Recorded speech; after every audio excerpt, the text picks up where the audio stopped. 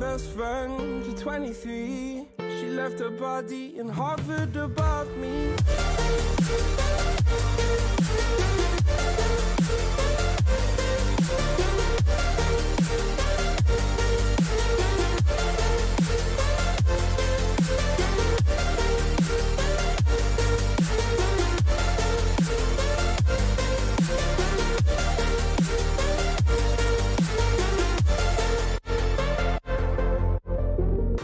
My best friend for 23. I heard the heavens crying above me. They gained an angel, I lost a friend. I felt like dying again and again. I went through hell, stared at death, but I keep fighting with each living breath. I saw no way out from where I stood. Felt like the fire had burned me for. Now you're gone, I'm alone. I guess it's time to get better. Through the pain, I will go alone. If I fall, break my bones.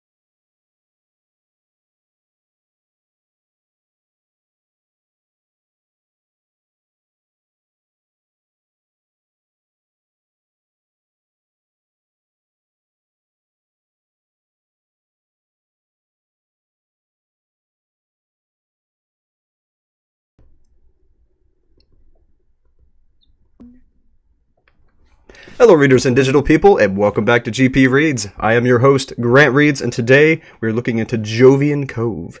It is a sequel, am I right, to Wickek? Technically, yes, but it can also be standalone. Anyway, it looks really good. Right now on the credits page and the music there, oh my gosh, it got me. Like, there's some major emotion in this, I can already tell. So prepare for a very deep, rich, emotionally devastating story. That's what I'm expecting, so we'll see. All right, let's see who we got. We've got Algebra Sloth, which is apparently Wickhead's son. We got Medcat, Spooky. We got Liv, good to see you. We got Luna, Deku. All right, got a pretty good little party here. Hope you all are ready. I'm excited to go into this. I have with me Lock themselves, so if you'd like to introduce yourself real quick, go ahead and do that, and we'll jump right in. Hello, I am Locke. I do Jovian Cove. I don't know how else to introduce myself. Good enough. So all the artwork, is it done by you? Is it done by you in part? Because I notice there's a lot of artwork, even just going in the credits page. So All of the art on here, except for the after party, is all done by me. Awesome. You're a very good artist, actually. I'm going to go ahead and say that. Thank you. And from what I've read before, the story is very complex, which I love in a story, so I'm excited. All right, so we've got, in the first page of the website, joviancove.neocities.org, we've got some disclaimers, then we've got where you can begin, contact, credits, and archive. I was on the credits page just now. Is the archive Wickek, or is that the archive of Jovian Cove? The archive is of Wickek and access Pirates. to like Pirates stuff. Okay. Just all of history. Okay. So it's chaos. So we won't be doing that today. That's like a month-long journey. We'll do that some other time, I'm sure. I do love your stories, so we'll probably go back into it later. Contact page, I'm sure, is just your email. So we'll go ahead and begin. Table of Contents, Chapter 1. Such a hard decision. I know, right? Which one do I click? Oh, wow, you've got quite a few already. 1, 2, 3, 4, 5, 6, 7, 8, 9, 10, 11. They're numbered. 18. There's 18 entries so far. We're trying to count them from the bottom. All right, let's get started. Drunk under a harvest moon. Should I read the disclaimer first? I feel like I probably should. All right. Disclaimer, all characters in Jovian Cove are fictional. The story may contain violence, horror, profanity, alcohol, and smoking. This story will never contain nudity. Good to know. Viewer discretion advised. Keep in mind that archiving these stories takes priority over grammar. Grammar can always be fixed later. So since some of these are brand new stories, grammar may be a little off, but I'll try to read around that best I can. Most of this is pretty polished, though. I'm pretty sure most of this is older, or at least has been on there for a while. So actually, it's all fairly new, but okay. I have a lot of free time, so I've been able to comb through it. All right. So, anyone have anything to say before we jump in? Her art is insanely cool, Luna. Agreed. Lily! Good to see you, Lily Ardette. Hope you're having a good evening. All right, let's go ahead and get started. Drunk under a harvest moon. Sounds like a good October day. All right. September 29th. Oh, okay. 2023. Datters is connecting. Begin frequency. He sloppily puts a hand out toward the dark and feels it land on a smooth surface. Furrowing his brow, he moves his hand over to find his phone. On picking up his phone and bringing it above him while he's lying down, he promptly loses grip on the sides of the phone, and it falls painfully onto his face. That happens so much to me. And tumbles off. You know, actually, I'm going to show you what I did to my phone so that would never happen again. I bought one of those, like, generic pop socket things with a ring, so I can just let it dangle. But anyway. Oh, you're a wizard. He promptly loses grip on the sides of the phone, and it falls painfully onto his face and tumbles onto the pillow his head rests on. He grumbles while putting his hand to the bridge of his nose. I can't. Is that Elar? Eller? Their name is Elair. Elair. But it's abbreviated to the first 4 letters for these. Okay. Elair. Whoa. Been there before. Hey. Datters. There's a pause before he puts his hand down and glances at the shut door from across the room. He mumbles under his breath. What the frick? Elar. Huh? This is... Elair. Oh, this is so weird. What is this? Datter. He sits up and looks around the room more. The bits of the room illuminated by the light of the full moon outside of his window seem slightly messy. Who? Huh? Elair. And this is why I don't join random Discord chat cripes. I'm so confused. So you're not the only one. Datters. Who's that? Who's there? He quickly glances around his room again. Elair. What are you? Whatever. My name's Alara. What's yours? And what's with the roleplay?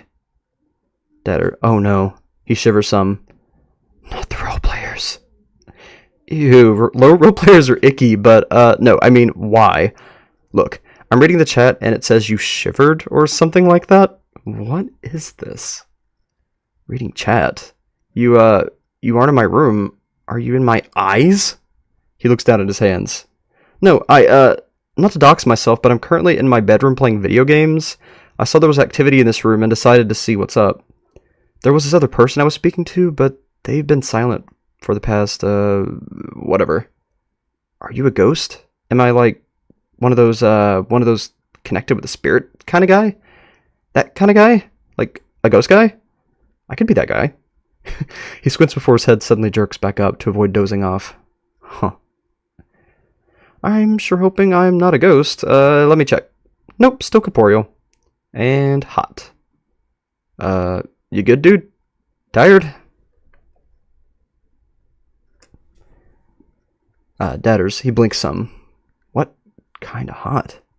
Like, not on fire? He puts a hand to his face as he burps. Afterwards, he puts his hand back down. So, like, we talking like a kind of hot? He raises his eyebrow and squints with a sloppy smile. Yeah, you good? My voice has been looking fine, huh? He giggles some to himself. Wait, hang on, voice. So you hear me, and I read what you say and do. I bet you look pretty like the brown eyes and 2 eyes and like the 2 white eyes. He starts to trail off some as his head nods forward slightly. I'd like to think I'm pretty. I got blue eyes, but white ears?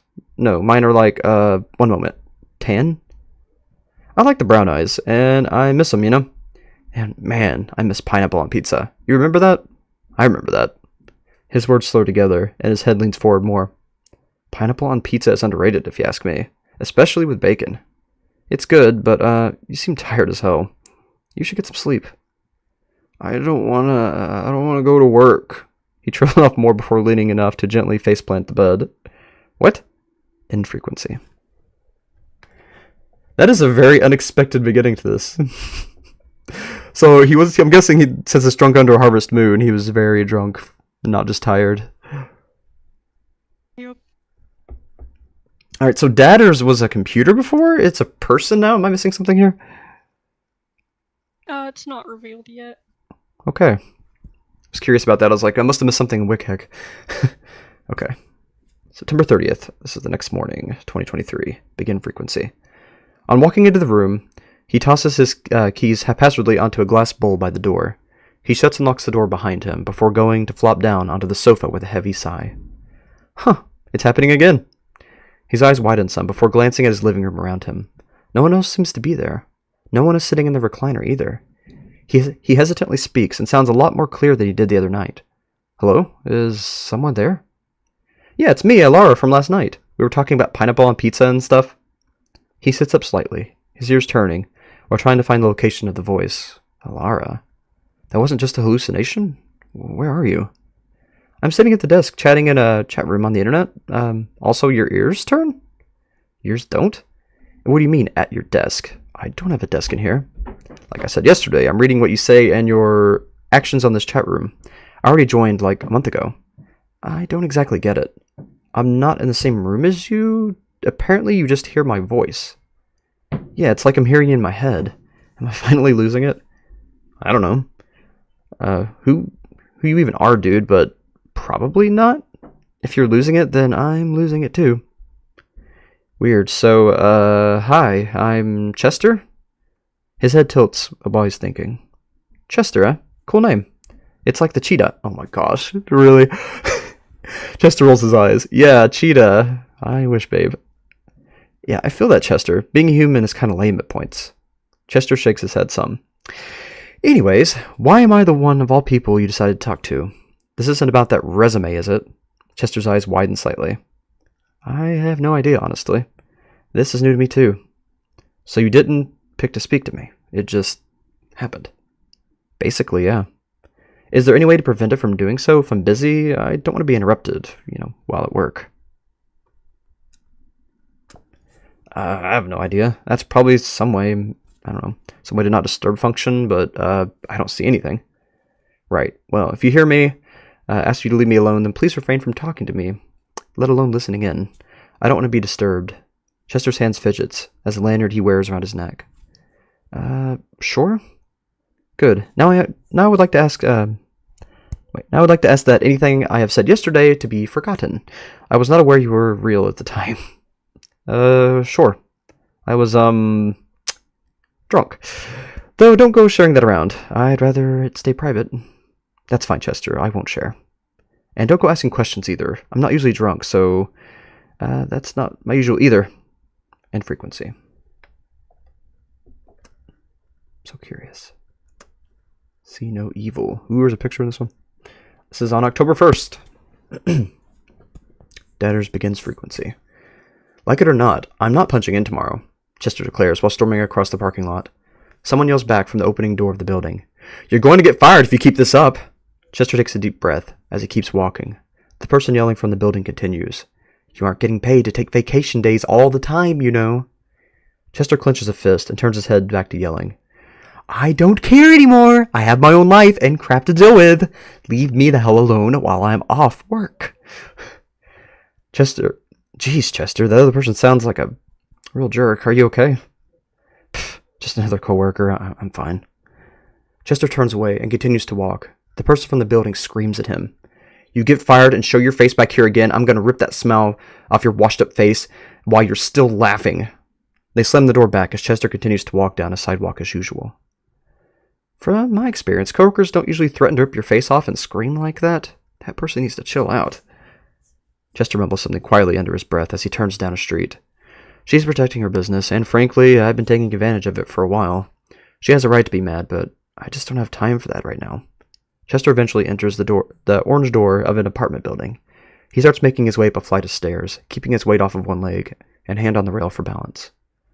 Oh geez, be careful walking upstairs. I know it is to have an injured leg. Chester remains quiet as he goes up a few flights. He makes it to a yellow door with peeling paint and rusted hinges as he gets out his keys from his pockets. While getting the keys into the door, he fights back gagging for a moment. The door unlocks as he quickly steps inside and shuts the door, locking it behind him and tossing his keys into the bowl by the door. He stays quiet as he makes his way through the apartment and enters a small bathroom and puts his hands on the sides of the sink. Chester? Chester looks up at the mirror. Staring back at him is an animal, an abomination of long, messy orange and yellow hair barely covered by purple work shirt and khaki shorts. A lavender lanyard hangs from his neck. His striped black and white arms grip the sides of the sink together as he seems frustrated. His brown and black eyes look back down at the sink and away from the tall, bat-like ears and strange pointed nose. He doesn't seem alarmed by seeing himself as such a mixed-up creature. He's used to looking like this, and the world around him is too. Alright, this thing's clickable. Is it just the image? The 5321? It is a link to a YouTube song. Oh, cool. I will open that in a separate tab. And there's the image. That's what he looks like. Definitely not a cheetah. Interesting. I like the ambiance in that. Alright. Should I do the olive tree song first or continue? Up to you. Continue. What are you? And why was that music just linked? It actually was really linked. That's funny. Did I somehow find a furry? I somehow found a fellow furry. Yes. Okay. Chester gags as he looks confused. The hell are you talking about? Well, remember how I told you I could see your movements in this chat channel? I also have a description of you and when you look in the mirror. It reminds me of a fursona, and then there was a link to some song. See no evil. Got it. He's cut off, and he gags into the sink. Oh wow. He's gonna puke. Be sure to not look down it again. He promptly opens the cabinet below, and randomly takes out one of the several boxes of new toothbrushes. He unboxes one, and instantly begins rinsing the sink out, and brushing his teeth profusely. Hangover. Been there and done that. Hope you feel better soon, dude. He rinses his mouth out, and continues cleaning, like he had the plague. He goes to reach for something out of the shelf, but finds that he's looking for is misplaced. His head turns frequently as he scans the room for it. A moment later, he heads out of the living room and starts checking the side tables and shelves, seemingly not hearing what Alara had said. What you looking for, Chester? He sounds on the verge of gagging again. Air freshener. He starts taking the decorative pillows and tossing them aside while searching between the couch cushions. Between the couch cushions, though. Why not look where you last use it? I use it a lot. He coughs him before giving up and heading into the messy kitchen. He opens a cabinet door and gets out an unused air freshener can and breaks the seal. I can imagine.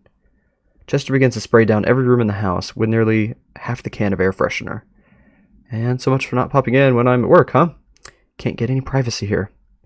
Hey, if you're up to me, I'd do as you say, but whatever, this is broadcasting everywhere to us. Chester takes a breath and sets the can down. I'm sorry, you caught me at the worst times. I'm usually not like this, messy. Definitely not a good first impression. Chester heads back into the kitchen. It's okay, I believe you. Besides, you seem chill from what all it's worth. Are you feeling okay? To be honest with you, no. But I'm definitely not in need of any help, however. Chester closes his eyes as he opens the cabinet above the well-used microwave. That's fair. Hope you got some meds for whatever sickness you got. Plenty. Chester is keeping his eyes shut as he grabs a bottle and begins carefully pouring it into a shot glass. Meant like actual meds, not booze. What? But I kept my eyes closed. You shouldn't have seen it. He sets the bottle down. It said he grabs a bottle and pours it into a shot glass. Not gonna lie, but I don't really like this. It's creepy as hell. Chester pinches the bridge of his nose with a sigh. So you see it, if I imagine it too, well. Chester groans and opens his eyes as he pours the shot glass back into the bottle of tequila and takes the bottle with him to the sofa. I guess? but otherwise, it seems closing his eyes helps keep some of the things from getting through. Chester takes a swig from the bottle. That's good. Hope the booze helps Chester. Chester has a bit more as he grumbles, and hopes that this thing doesn't decide to monitor him sleeping. I mean, considering the last 2 times, it seems to stop broadcasting when you sleep, so infrequency. I want to see what the dreams are, though. I bet they're really interesting. Oh, it was the same one.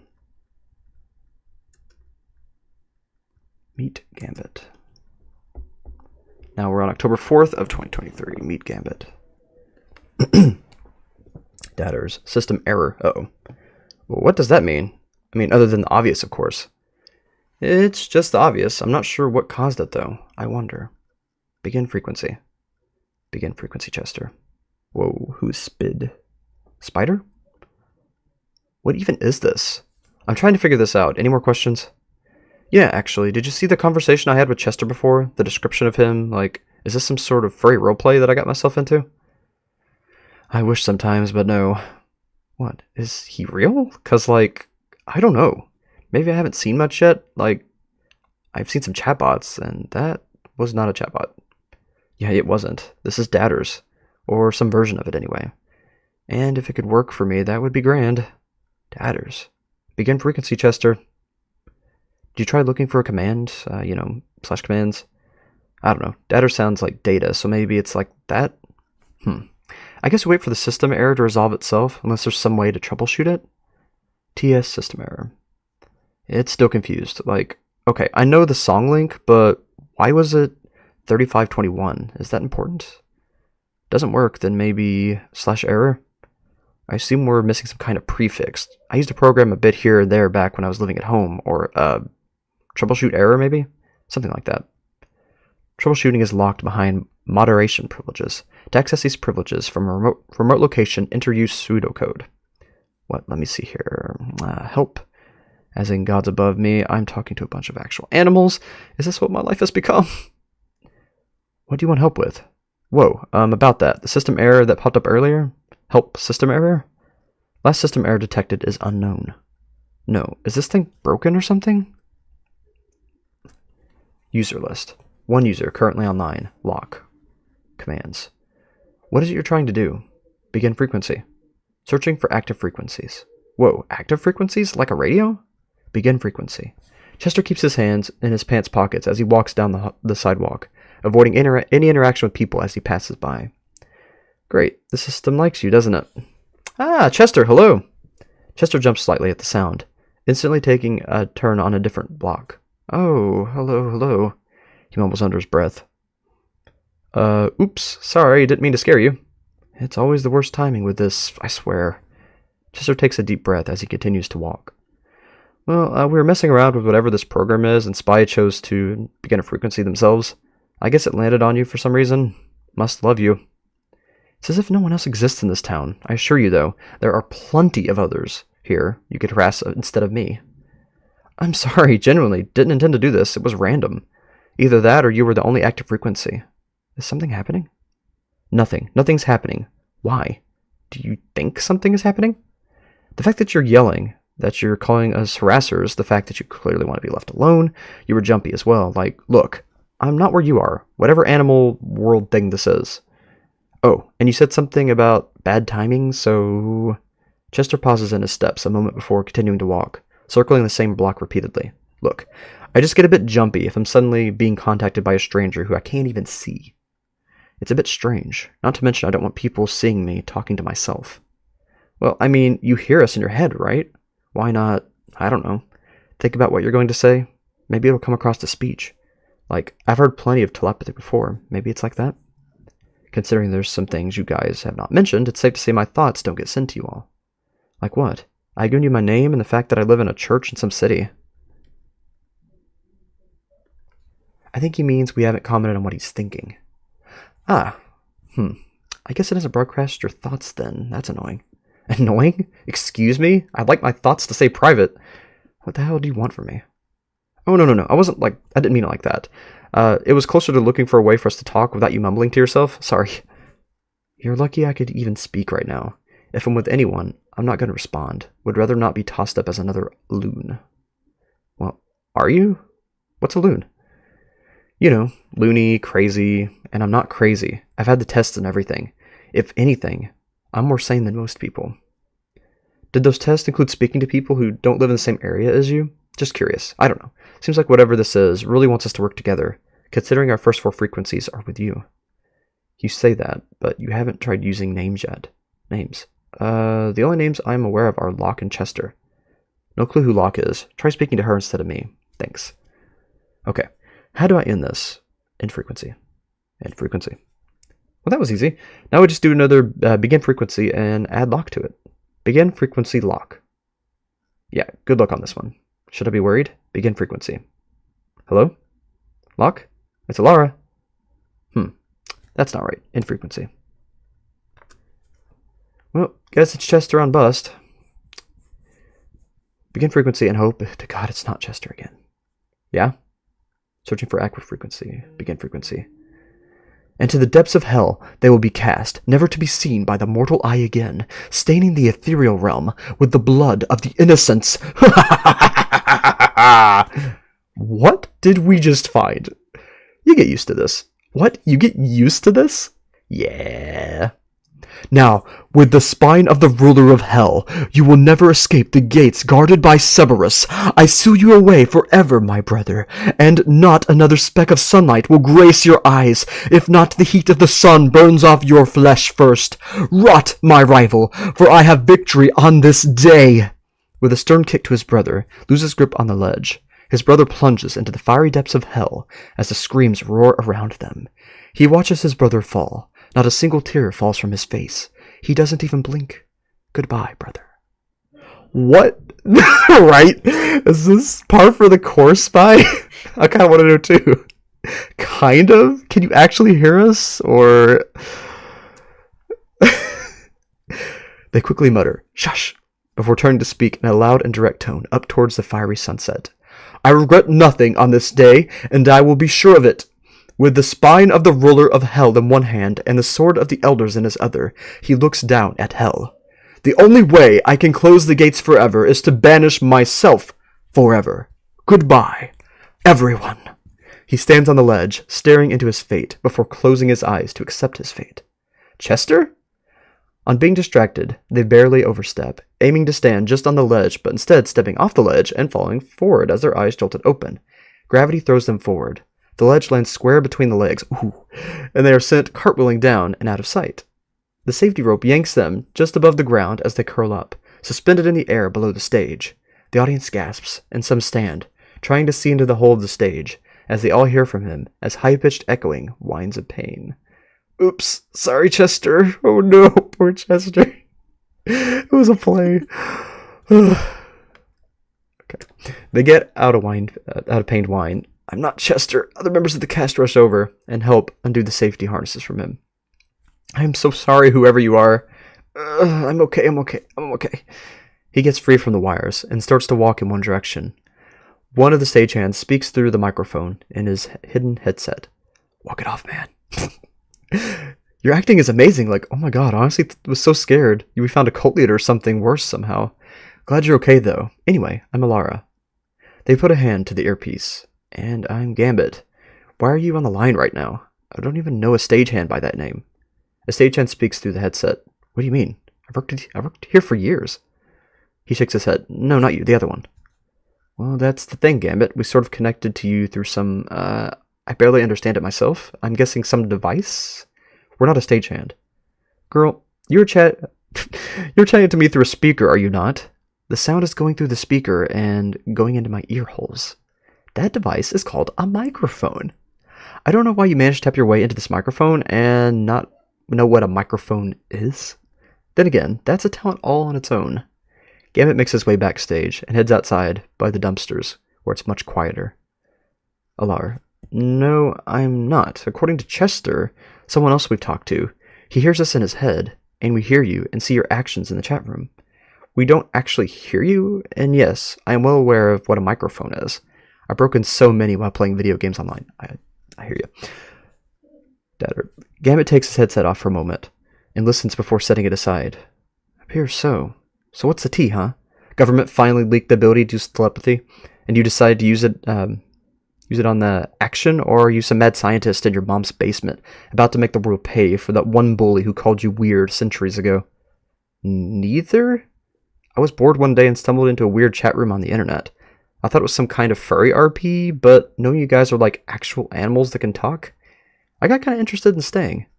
And then to find out there are other people, like Spy, who apparently have experienced with all this too. Mystical third option, C. You escape the silly house, where they keep all the silly guys with all their silly ideas and silly ways. How silly of you. Wrong again. How silly of you, little whippersnapper. Anyway, I gotta get with all of this makeup on my face, or my skin's gonna shrivel up and die of dehydration. I mean, how would you want us to prove we're legit? We're not insane or anything. Whether you prove it or not doesn't change. I'm still gonna get this conversation short. Yeah, that's fair, Gambit. Did you have anything else to add, Spy? No, I don't. Alright, have a good one, Gambit. Infrequency. So Gambit's really fun. Girl. Yeah. I like to imagine they have that accent. Should I close down a page? Okay. The wind in your hair.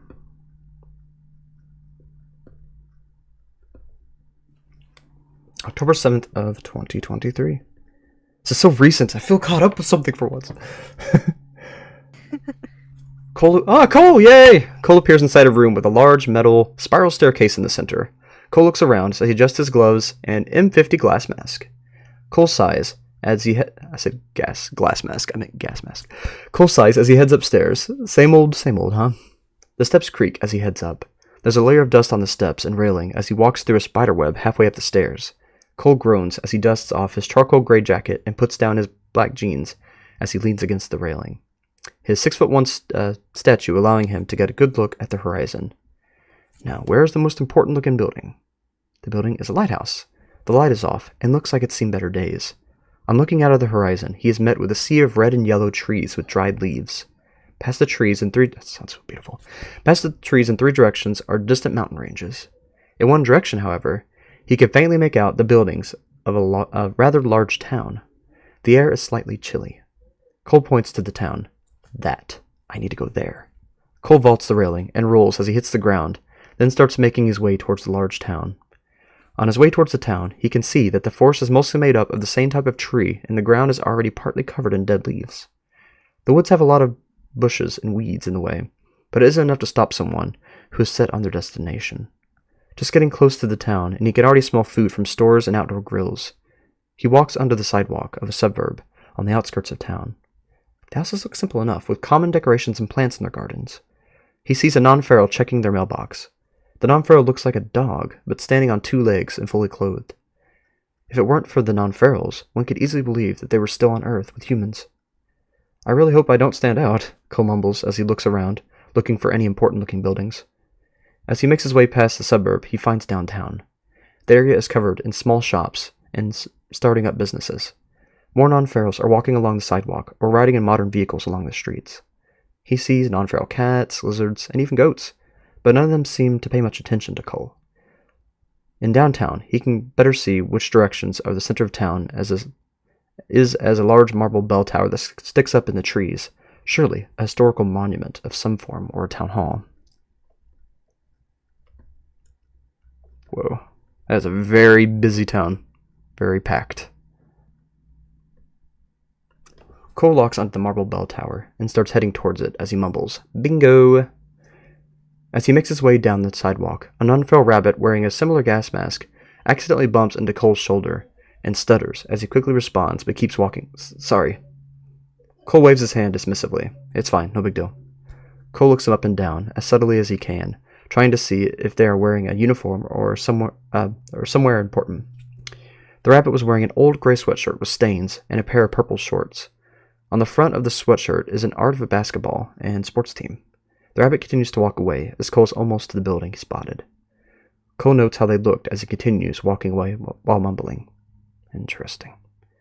He reaches the base of the building. It's a large bell tower coming from an older style building made of brick and marble, with steps leading up to the doors. A few people are leaving the building wearing normal formal attire.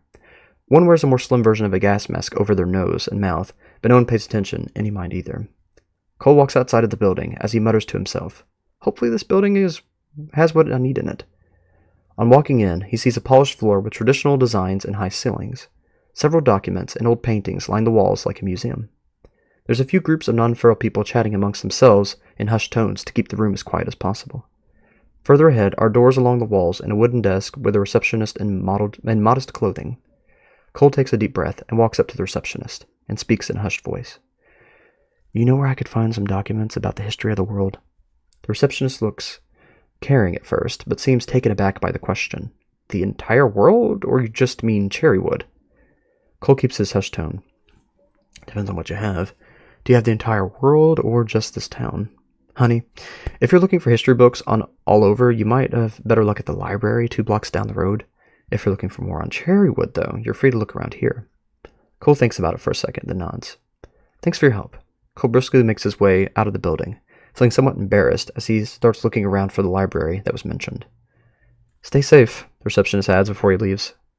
He notices a simple library within view just down the road, with open doors and a few cars parked outside.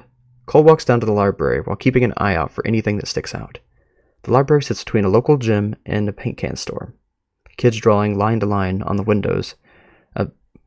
Drawing lines on the insides of the windows, and faint scent of lavender seeps out from the library doors. Cole heads inside and starts searching for books about world history, trying his best to keep a low profile. On entering, he sees there's only a librarian and one older man in the building. The librarian looks over at Cole, but the older man stays wrapped up in a large book in the corner.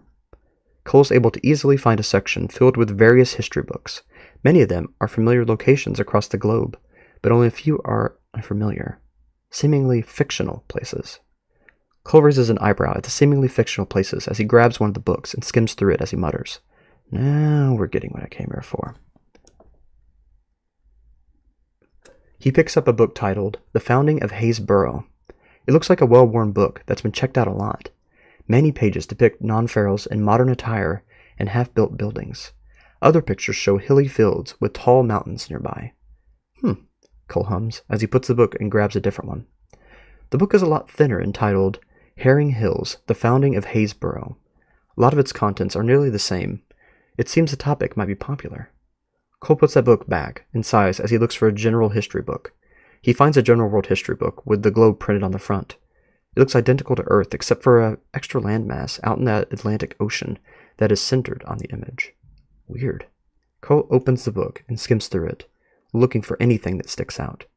He sees a familiar history of the world in each flip. The United States, Japan, Russia, China, Italy, Canada. About any place he could think of is included. The only extra thing he finds is a section towards the end of the U.S. states named New Atlantic. With it, the picture of a landmass in the Atlantic from the cover. Cole raises an eyebrow as he looks through the New Atlantic section. It's separated into 2 larger sections titled Cherrywood and Haysboro. Noted, I will note that for my notes. Cole groans in annoyance as he mumbles, "There's nothing in this book that I want to know. Are you kidding me?" Cole sighs as he skims through the sections, looking for anything that sticks out. He sees a map with the location of Cherrywood and Haysboro marked out, as well as a few noteworthy locations. There's a carnival, boat docks, camping grounds, rock climbing in Cherrywood, and there's an observatory, highest mountain peak, hand gliding, and caves in Haysboro. Haysboro is in the Herring Hills, while Cherrywood is surrounded by Wicket Woods. 3 different mountain ranges surround the island. There's a trench called Solar Chasm, passed to the right of the middle mountain range, and a thin strip of valley named Lunar Pass to the left. Based on the locations, he can tell Cherrywood is directly east of the lighthouse. On the map they provide, there is another city depicted, but it's never labeled or named. Cole smirks as he mutters, "Perfect, this is amazing." There's a camera shutter noise as Cole takes a picture of the map, then continues skimming for anything important. Anything that ever mentions how many towns are in New Atlantic always says 3, but never specify the name of the third one, other than it's all useless information like the names of people with businesses or how towns prospered with all the natural resources around them. Cole shuts the book and puts it back, then starts heading out of the library. "Have a good day," librarian gives a passing wave as he continues working.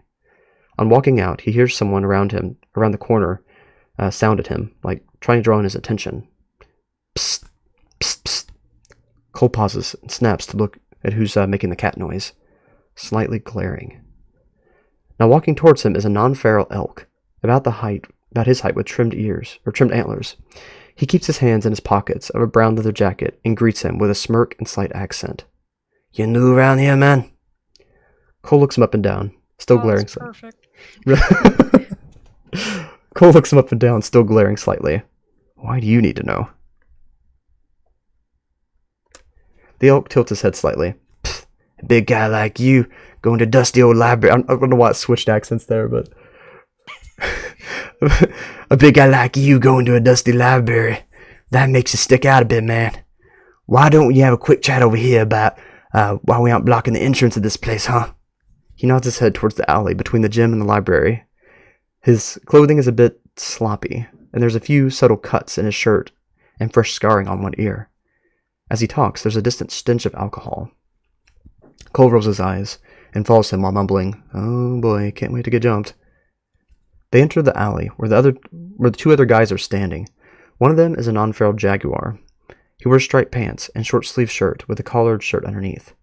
The other non-feral is a non-feral black deer with a sleeveless striped sports shirt that stands at a towering 8 feet.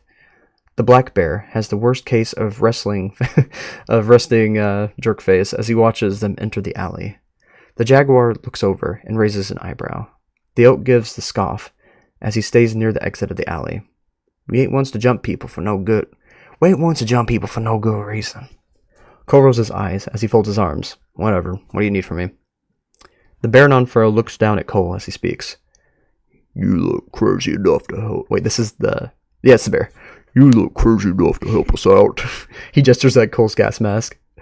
If there was something you wanted, then maybe you could do a trade." Cole raises an eyebrow at the bear. "So just because I'm wearing a gas mask, you think I'm crazy?" The jaguar nods before being swatted on the back of the head by the bear. The bear growls at the jaguar before returning his attention to Cole. "Crazy as in stubborn, seeing as you're willing to put up with that." He gestures to the mask again. And not look like you're on pins and needles constantly. You must have some nerves of steel in there." Cole glares at them more strongly, but then relaxes and sighs. "You could say that." "We need you to beat the crap out of someone." What? That's really what they want to ask him. Okay, where is it? Let me move the page down. I'm just gonna do the jaguar voice. It's gotta be like, let's see, jaguar. It's kind of cattish. I'm just gonna go that. Kind of small. I'm you little, so like this. We need you to beat the shit out of someone. The jaguar begins before being hit on the head by the bear. The bear growls at him. "Again, learn to be a bit more subtle." The bear sighs and looks to Cole. "I apologize for him, but yes, we need someone taking down a few pegs before they think they can walk all over us like his doormat.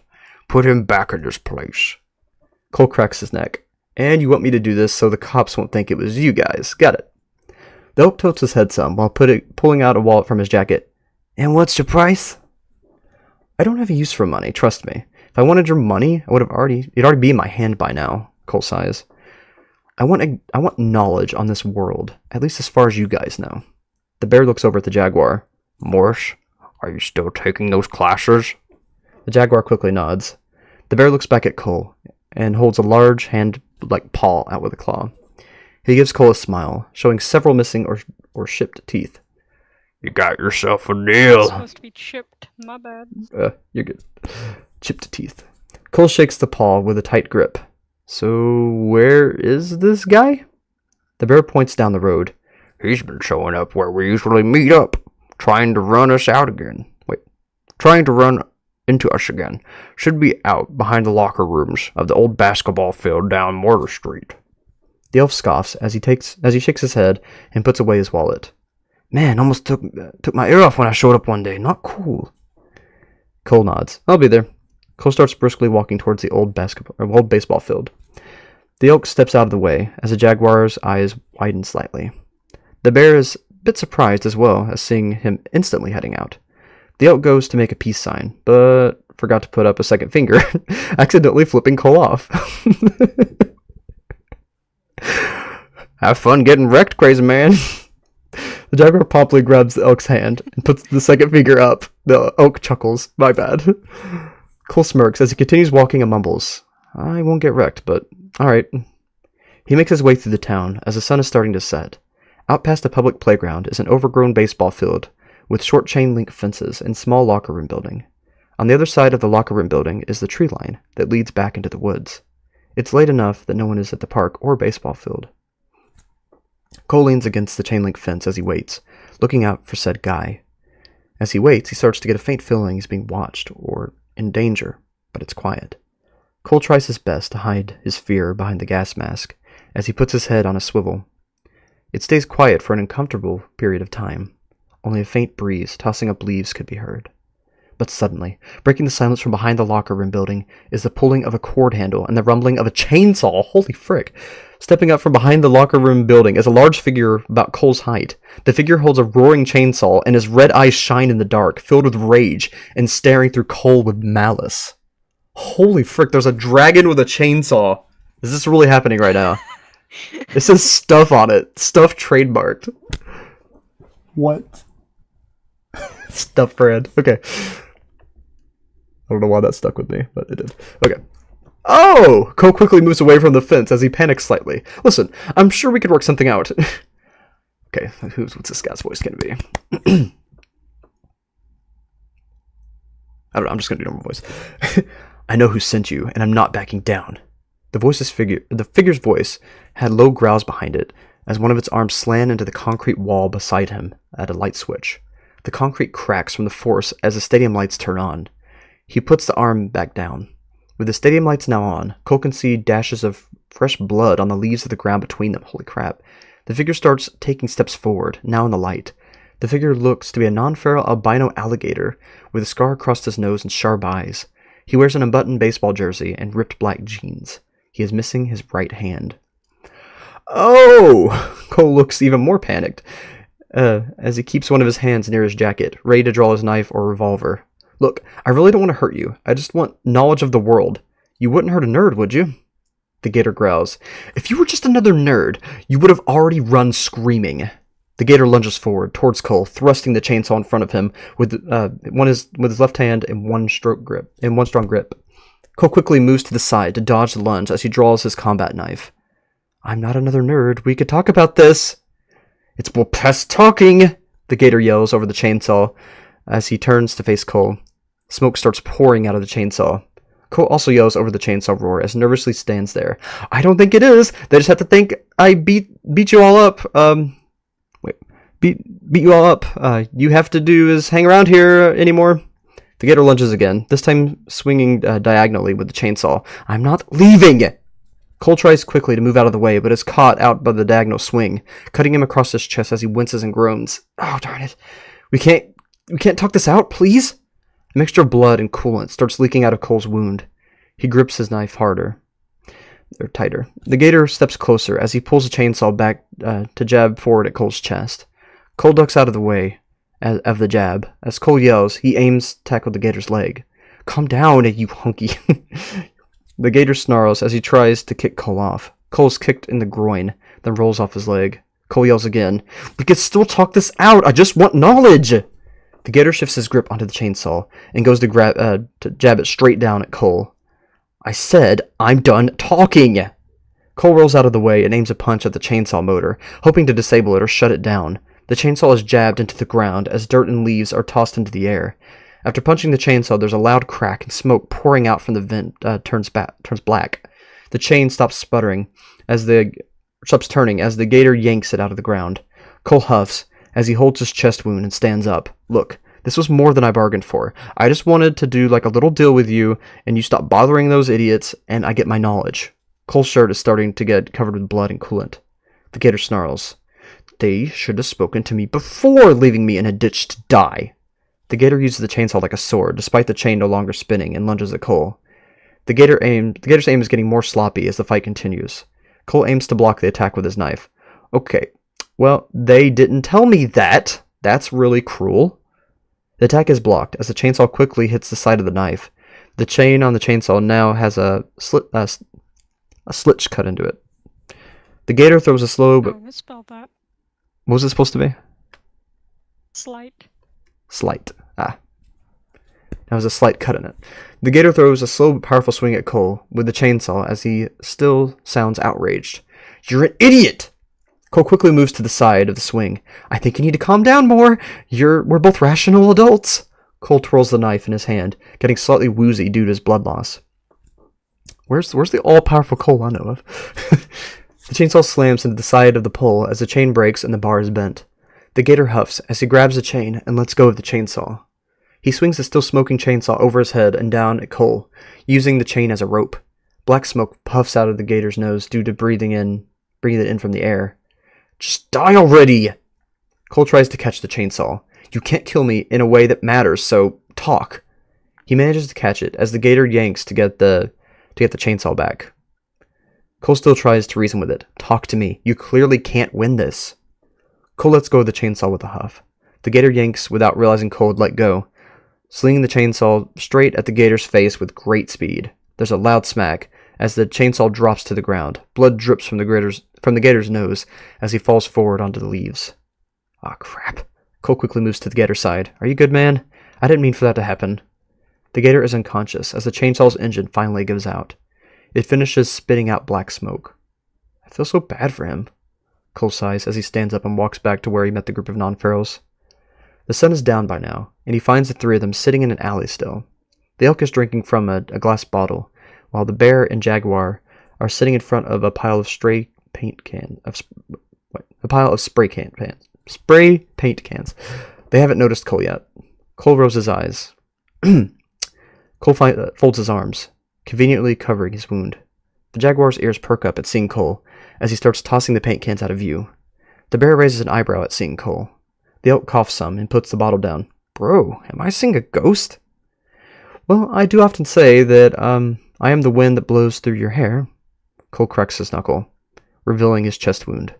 Tell me, what am I going to know? What do I want to know? Jaguar's eyes widen more as he scoots back some. The bear grabs the jaguar by the back of the neck and shoves him forward towards Cole. The jaguar's eyes stare at the wound with fear. What kind of things do you want to know? The elk returns to drinking. Cole folds his arms, hiding the wound again, while applying pressure to keep himself from bleeding more. Just some basic things. 1, did you expect me to survive? And 2, what did you do? What do you know about this continent?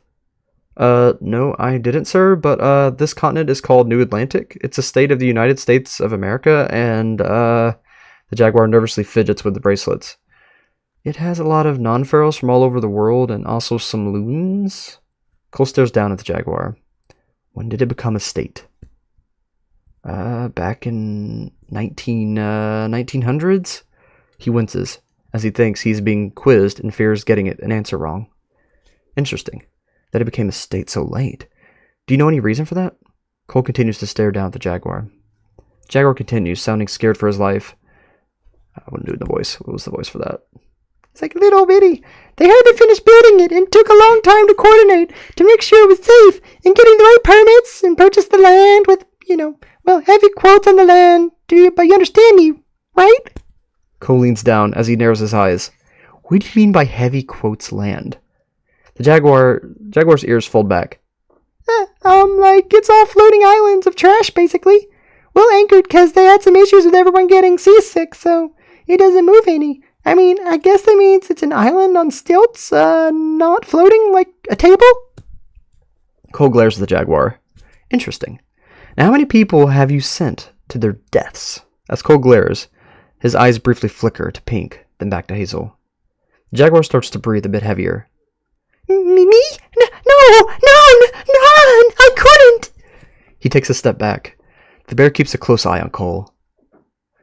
Then why did you think I wouldn't survive? Cole steps forward, one of his eyes flickering to stare at the bear. I just haven't seen anyone come back yet, and The jaguar's breathing worsens as he steps back again, now standing right in front of the bear. The bear grumbles as he stands up. Cole doesn't show any fear, as one of his hands moves to the inside of his jacket.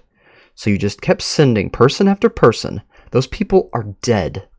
The elk gets up as well, as the jaguar is on the verge of tears. Please, I didn't mean to... No, it's Daryl again. Please, I didn't mean to. I was forced. The jaguar suddenly goes quiet as the bear calmly puts one paw on the shoulder.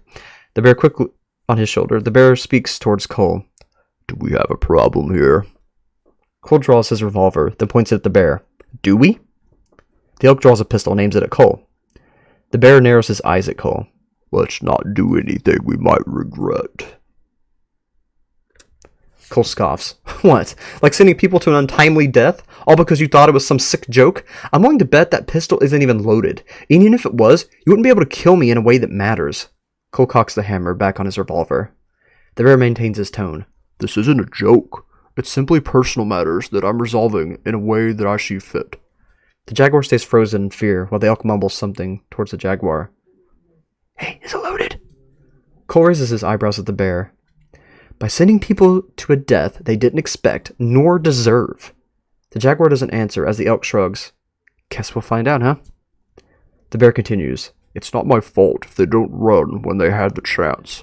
At that point, it's natural selection. Cole doesn't look scared as he grips his revolver tighter. It's not natural selection. It's being an accessory to murder, and something tells me you know that. The bear quickly gives a glance to the elk, who pulls the trigger. Cole pulls the trigger on his revolver. There's a click from the elk's empty gun. The bear is shot in the face as he collapses backwards. The jaguar jumps at the sound and stays frozen in fear. The elk lowers his gun, looks at it. Well, screw me. Cole quickly moves his aim to the elk. I figured it was empty. Do you have any explanation for your actions? The elk looks a bit drunk. Which actions? Cole sighs as he lowers his aim to the elk's kneecap. Oh no. You're wasted, aren't you? The elk laughs while digging in his pocket for his bullets. I wasted like 6 guys, a few chicks, and my last girlfriend. Holy crap! Cool! Cole shoots the elk in the kneecap. Kinda earned that one. The elk stumbles back into the wall, and his eyes widen, some pain. Whoa! After a moment, he shakily tries to load the pistol with a bullet. Cole aims at the elk's face. Don't. If you want to... Wait, this is Cole. Don't, if you want to keep your life. You will drop the pistol.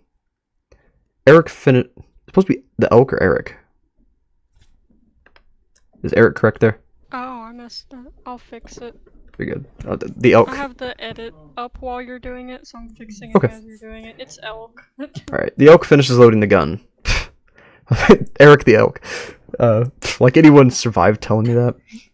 Cole sighs as he flicks the revolver to aim at the elk's arm that's holding the gun and shoots. Well, now you're screwed. The elk's arm lets go of the gun as he yells out in pain. I hope you learn from your actions. Cole starts walking away as he holsters his revolver. The jaguar stays frozen, and the elk holds his arm. Cole walks out of sight. Cole is awesome. I love the Cole stuff. Very fun to do collaborative writing with. And I also realized the beginning of that, where he's reading in a library, it's basically reading a book within a book. Oh my gosh, it's so true. Very cool. Alright, we're meeting Isaac now. This isn't the Isaac that I know of, is it? Hopefully not. It's not Slenderman, is it? It is not. Okay, good. New Isaac. Good.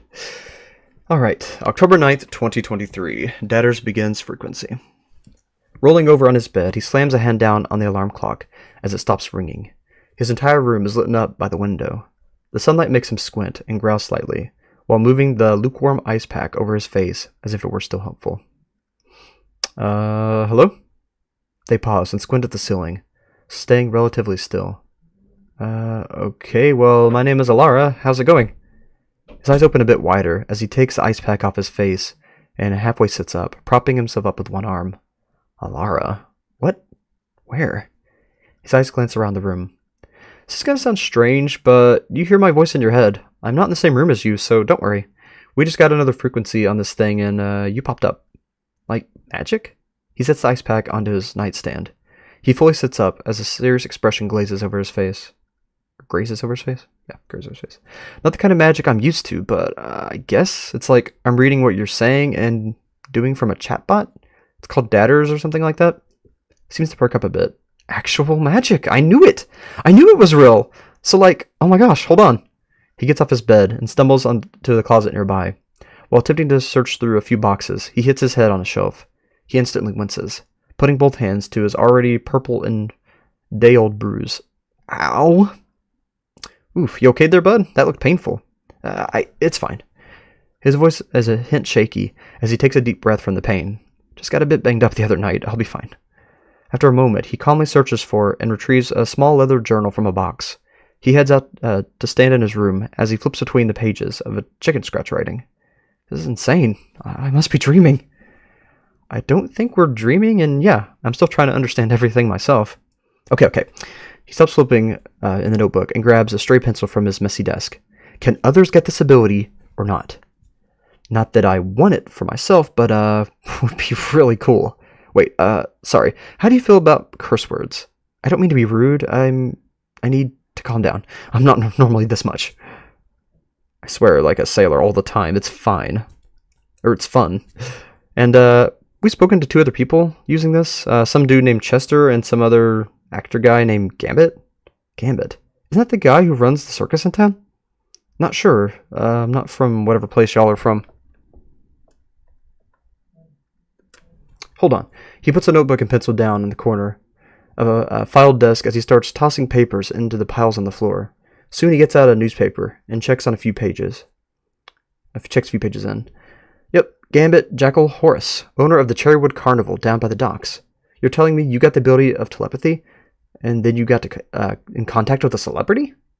Like I said, it's a chatbot and something like that. But basically, yeah, exactly that. And specifically, it's like I'm reading your words and seeing text versions of your actions. Like, I noticed the newspaper and the journal in the closet, but considering what I've seen from the others, telepathy isn't super uncommon. I mean, I've heard of some mythological rumors around town, something about a creature of the gods, of swords and gold roaming around. You don't think this ability is connected to that, do you? Or maybe you are said creature? He lowers the newspaper. It was supposed to be gods. Or is it gold roaming? I don't know. Nope, that's right. Okay. Yeah, and stories of gold roaming around. Yeah, gotcha. My fault about the bruise. You were kind of trying to stab me with a chainsaw? Wait, we're with Cole now? Who are you? Are you that loon who beat me up the other night? I'm Cole. Also, I didn't even land a punch. You hit yourself in the face with a chainsaw you were using to attack me. Ah, that's who's talking. Whoa, that's impressive, Cole. Well, Cole, I woke up with a bruise on my face, a knife still stuck in my leg, and a sprained ankle. Care to explain that? He squints in thought. I don't think I stabbed you. Does the blade look black? Also, how are you going to blame me for a sprained ankle? That crap happens all the time. Yeah, I experienced one of those just last week going downstairs for food. Hurt like hell, dude. No, just some cheap brand knife. So, a loon, another person that's capable of telepathy. Are there any others who can too? He sits back down on the bed. Probably, but I'm not sure they'll show themselves soon enough. Also, I'm not a loon. I may be a little insane, but trust me, I'm not a loon. And I'm pretty sure I'm not crazy? Also, what's your name? Oh, I'm Icarus Pharaoh. Only my friends call me Isaac. That's where Icarus comes from, Isaac, okay. But I'm pretty sure I saw you wearing a gas mask, Cole. I haven't seen Alara yet, but I have a feeling they would be wearing one too. Huh? Why? I don't usually wear those. Why do people wearing gas masks get labeled as loons? Because it's kind of random. I'm saying it wouldn't surprise me if it were loons that got a hold of it. Wait a minute. Let me scroll down real quick. I'm saying it wouldn't surprise me if it were loons that got a hold of a way to do telepathy first. But yeah, loons wear gas masks sometimes. I thought that's common knowledge. I don't think I'm considered a loon though. Like, I don't wear gas masks. I don't have telepathy, or at least I don't think I do. Pretty sure that's not one of mine anyway. I enjoy wearing and Cole says, I enjoy wearing gas masks because that's just because I hate my face, but that's besides the point. Is there a reason why they wear them? You literally have telepathy. You're talking to me right now. And why do you not know anything about the loons? Are you that much of one? I told you, it's a chatbot. I'm literally sitting in my bedroom talking to you. I don't come from a place where animal people exist. Yeah, I hate to break it to you, but I'm an unferal. Unferal? Icarus gets quiet for a moment as he collects his thoughts. He takes a deep breath. Okay. So, sure you don't think you're an unferal. There's plenty of other loons who feel that way, and it's okay. He speaks as if he's trying to calm someone down from having a panic attack. No, I'm literally a human. Electric blue hair and everything. There's a reason why I was wearing a gas mask. I'm a human, and I don't want to scare people. Maybe you both should take a moment to calm down. Really, Take some deep breaths and make sure you're near someone who can help you. Icarus opens the drawer of his nightstand and gets out some old torn-up shirts with stains. He takes some wrappings off his legs and replaces them with a slightly less dirty pieces of shirt. As he does, he can see a rather large wound from where a knife was in his leg. You should see a doctor. Shirts don't make good bandages. Yikes. You might need to go to the hospital for that one, Isaac. That looks painful. His tone returns to being stern. Only my friends call me Isaac, and I can't go to the hospital. This is my best option at the moment. Also, I took care of that gang that kept sending people to where you like to hang out, so they shouldn't bother you anymore. Okay, Icarus, my bad. Hold up. Took care of? Icarus's hands tightened to fists. What do you mean took care of? What did you do? Gave them a strong talking to? Why? Because 2 of them are dead, and the other one have no clue where they went, and I swear if you... Icarus takes another deep breath. Whoa, what the hell? That's terrible. I didn't kill them. What do you take me for? A psychopath? Then where the hell is he? I tried his phone. His teachers, his parents. He's gone, and no one knows where or why. He didn't go to his college classes. Icarus folds his arms, as his eyes water some. I don't know, Icarus. Trust me. If I knew, I would tell you I couldn't bring myself to murder someone with so much life left. He mumbles to himself, whatever. Why am I talking to you two loons? I don't have time for this. Because you popped up on our system? The datters thing? I'm just as confused as you are, Icarus. I mean, you called me a nerd, so... I don't know. Am I really a loon or a nerd? Nerd. Icarus scoffs. Both. Considering you have access to telepathy, unless I'm becoming a loon myself. Icarus gets quiet, as he looks down in thought and worry. I mean, in a way, you're communicating with us, so you have telepathy too. You are a loon, most likely, says the loon. At least Icarus loses his breath for a moment, as he puts a hand to his knee, near the wound, but not touching it. Are you okay? Oh, jeez.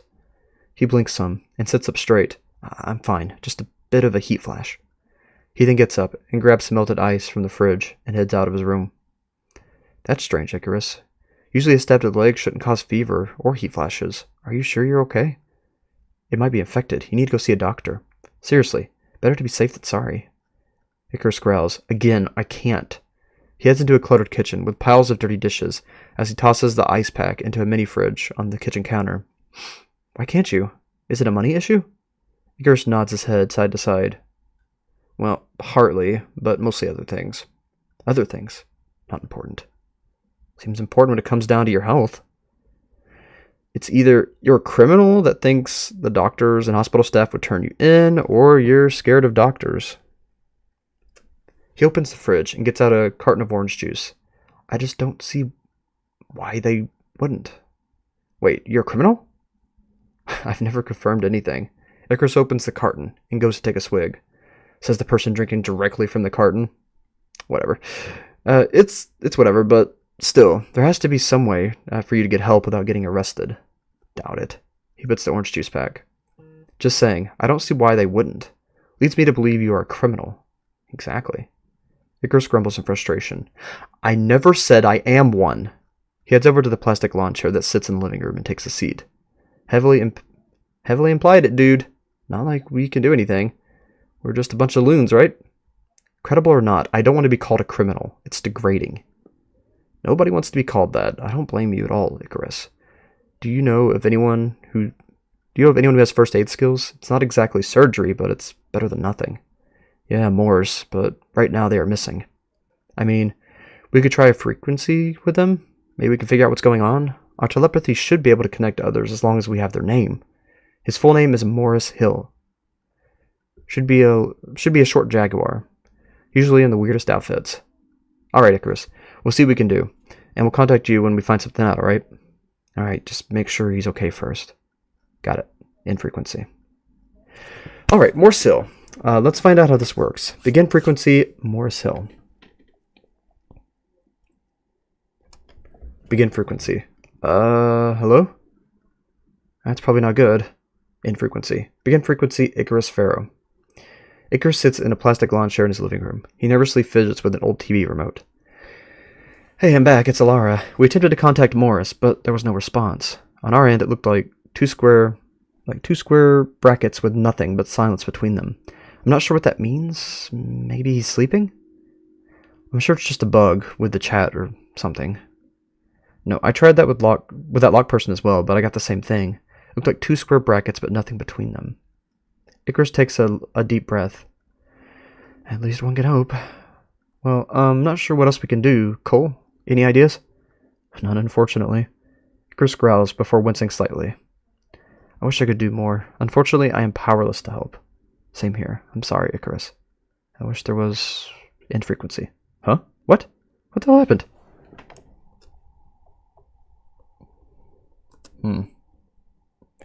No, I don't want little guy to be dead. I like little guy. Check the chat real quick.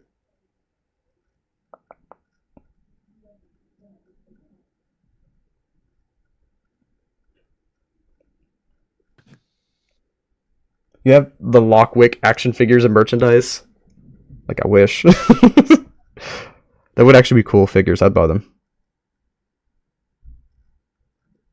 Hey, noob kid on the block. How are you doing? In game or gaming? Good morning. Or night, or whatever it is for everybody. 2D not really. Hello. Hope you are having a good night. We are reading the website Jovian Cove. It is a interactive book. It's got some videos and stuff too. It's really cool. Alright, this is chapter 7, or part 7 of chapter 1, and it's called Datters. October 10th of 2023. System information updated. System information. Troubleshooting is locked behind moderation privileges. To access these privileges from a remote location, enter your pseudocode. At least some things never change. Right. Show system information. Datters. Data Anomaly Treasure Radio System. That's what it stands for? Okay, Treasure Radio System. Collect data from anomalies and receive transmission and record them in the treasury provided. Systems Main Treasury. Jovian Cove, Neocities. Datters? That's certainly an acronym. Wait. What's the website? What? That's certainly something that exists. What the heck did I join into? Whoa, I'm famous. System data, scan complete. Treasury assessment generated. I'm going to click it. It's a quiz. A quiz? Apparently I got Chester. I don't think I'm a narcissist. Yeah, I'm willing to flirt to make moves happen, but like, man. And this was, I guess, the results. I don't think I know who this is, but it told me I'm Rowan. It's another result. It's Liv. Hey, Liv. All right, and then let's see, Alara. Famous. Yeah. And then Alara. What was up with that one question though? The sun is right. The moon isn't right. I have no clue what the sun thing is. All right, I'm gonna do the. Definitely take the personality test. Yes. These are the results. Chester. See, the Chester is a narcissist moocher who isn't above flirting to get what they want. You can be misinterpreted as average, but you are far from it. With a sassy demeanor, you're willing to take on any challenge presented to you with confidence. Though you get territorial at times, you still consider others in your decisions. After all, what is a kingdom power if there is no one to share it with? Others may consider you narcissistic, but how much you look after yourself is considered, but you consider it survival. With how easy people can get hurt in this world, it's only natural. But just as narcissistic as you seem to outsiders, you're just as watchful for those close to you.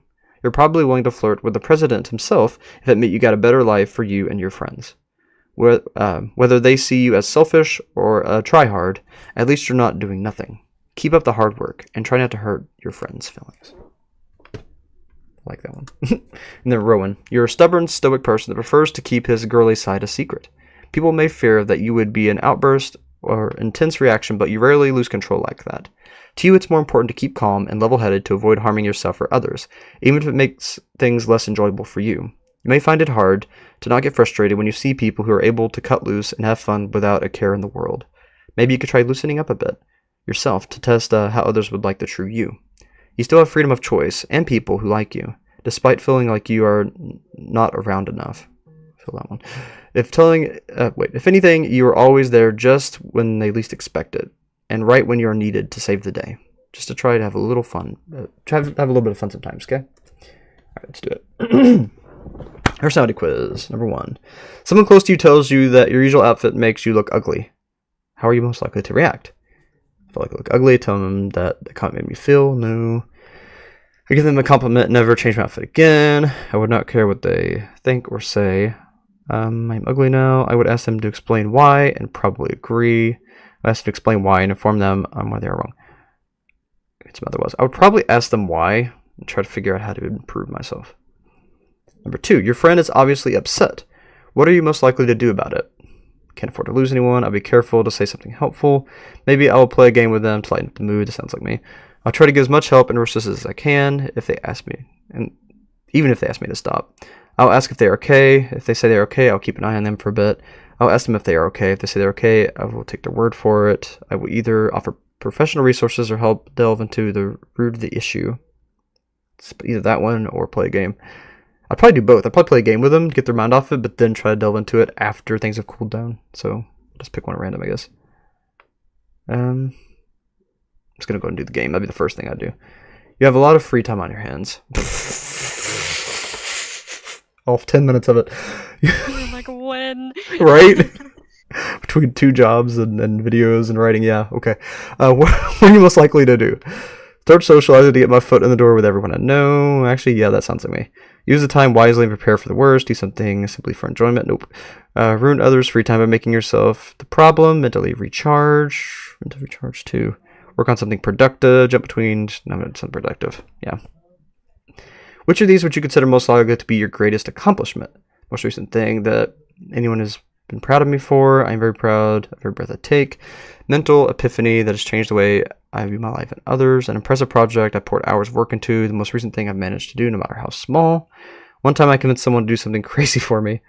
A skill I mastered through diligent study and practice. Probably the last one. Alright. You failed a test. How are you likely to react? Put in my full effort the first try. If I fail now, I'll never succeed. I'm disappointed in myself, but try again. Yeah, that one. What most likely comes first to mind about your childhood? Good moments with family and friends, yeah. You attend a party with only a few of your friends. What are you most likely to do? I'm going to be reckless. Yeah. Let's see. I will get dragged and do something over a dare and regret doing it. That's me. What is most likely your favorite type of movie? A complicated mystery. Absolutely. Someone has framed you for committing a crime. How are you most likely to react? Oh, I'm going to be angry as frick. Call them a lie, point out the crimes they have committed. Maybe. Some other reason I have not committed the crimes and talk over them. Yeah. Yep, that's it. Get all mad and talk over everybody and explain why I didn't do it. Which of these is most likely your reaction to Halloween? Can't wait to see their faces when I give them a big scare and a big handful of candy. That's me. What's most likely the scariest thing to you? None of these things. Betrayal. Yeah. What is most likely your favorite type of ice cream? None of these. I like cookie dough. I guess chocolate. That's closest to cookie dough I can think of.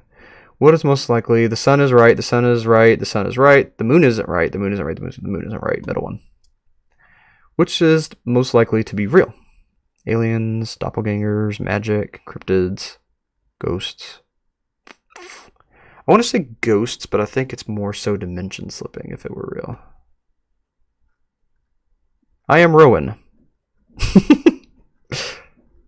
I got Rowan as well. Well, there you go. I could see it. Yeah. I'll read it again. You're a stubborn stoic that prefers to keep his girly side a secret. I don't keep it a secret, though. I just do it. I did, though. I guess I've overcome that. People may... I'm still doing Catmate. Yeah, I evolved. Exactly. People may fear that you have an outburst or intense reaction, but you rarely lose control like that. To you, it's more important to keep a calm and level head to avoid harming yourself and others, even if it makes things less enjoyable for you. Yeah.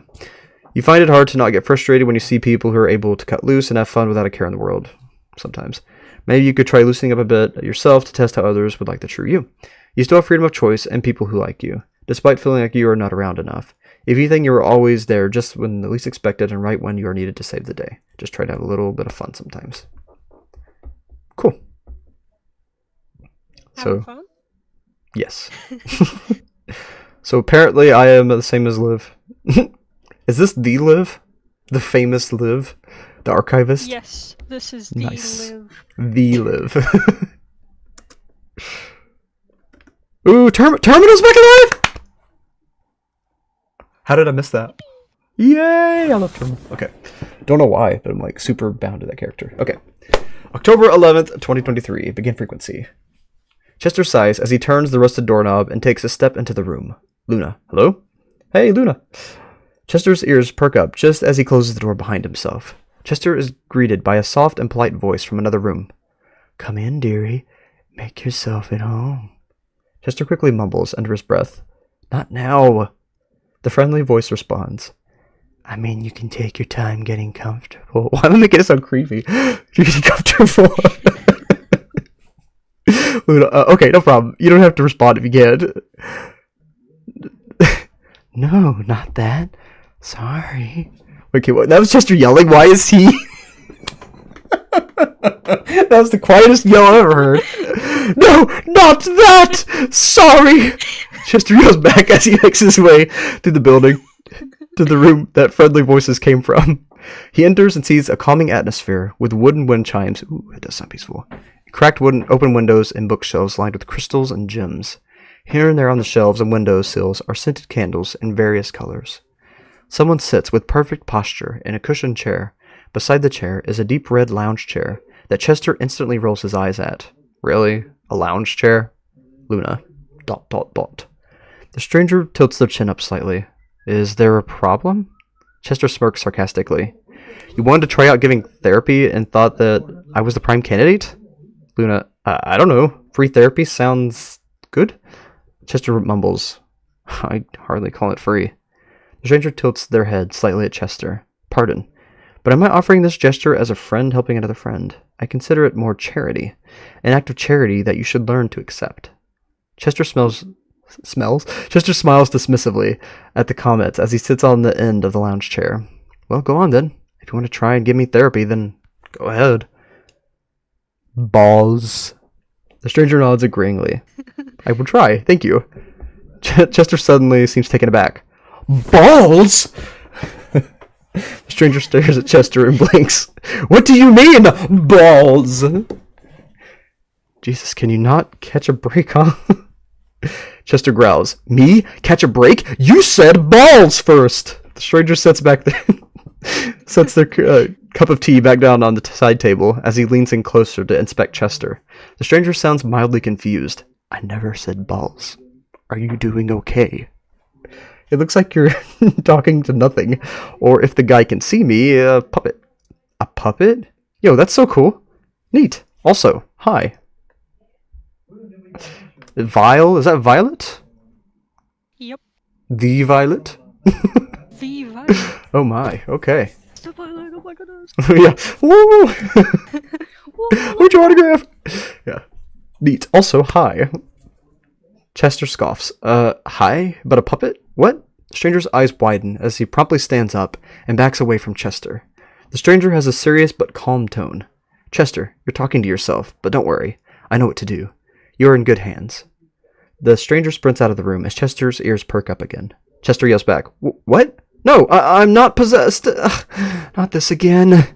Chester gets up to chase after the stranger. Is that guy okay? I don't think anyone's okay. Time to get the popcorn, I suppose.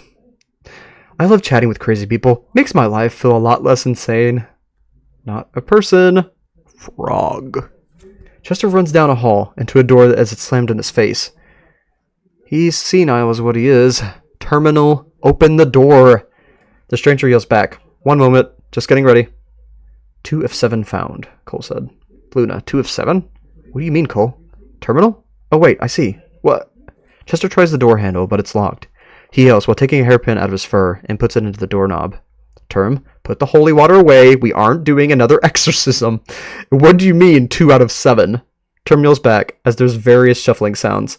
It's not an exorcism. It's a disconnection to get you out of the government claws. Oh my gosh. Exorcism? What is this? Is Terminal into essential oils too or something? Holy water? I'm glad I'm not there.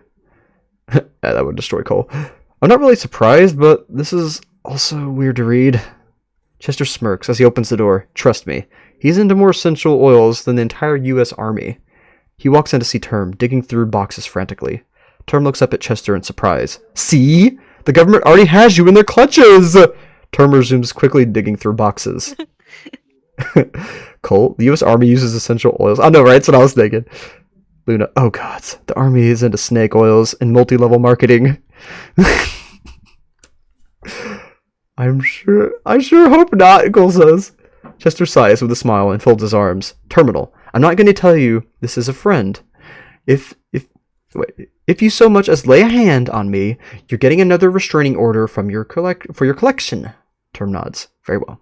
I won't need to touch you to get rid of the signals. Term is taking several boxes of aluminum foil out of a box. Chester mumbles to himself. You guys couldn't have connected at the worst time. Cole, I can see that. What kind of therapist office is this? Dadders decided to begin the frequency on its own. Wasn't our idea. And really, Terminal? Aluminum foil? What is therapy? Chester stays... How do you not know what therapy is? Okay, anyway.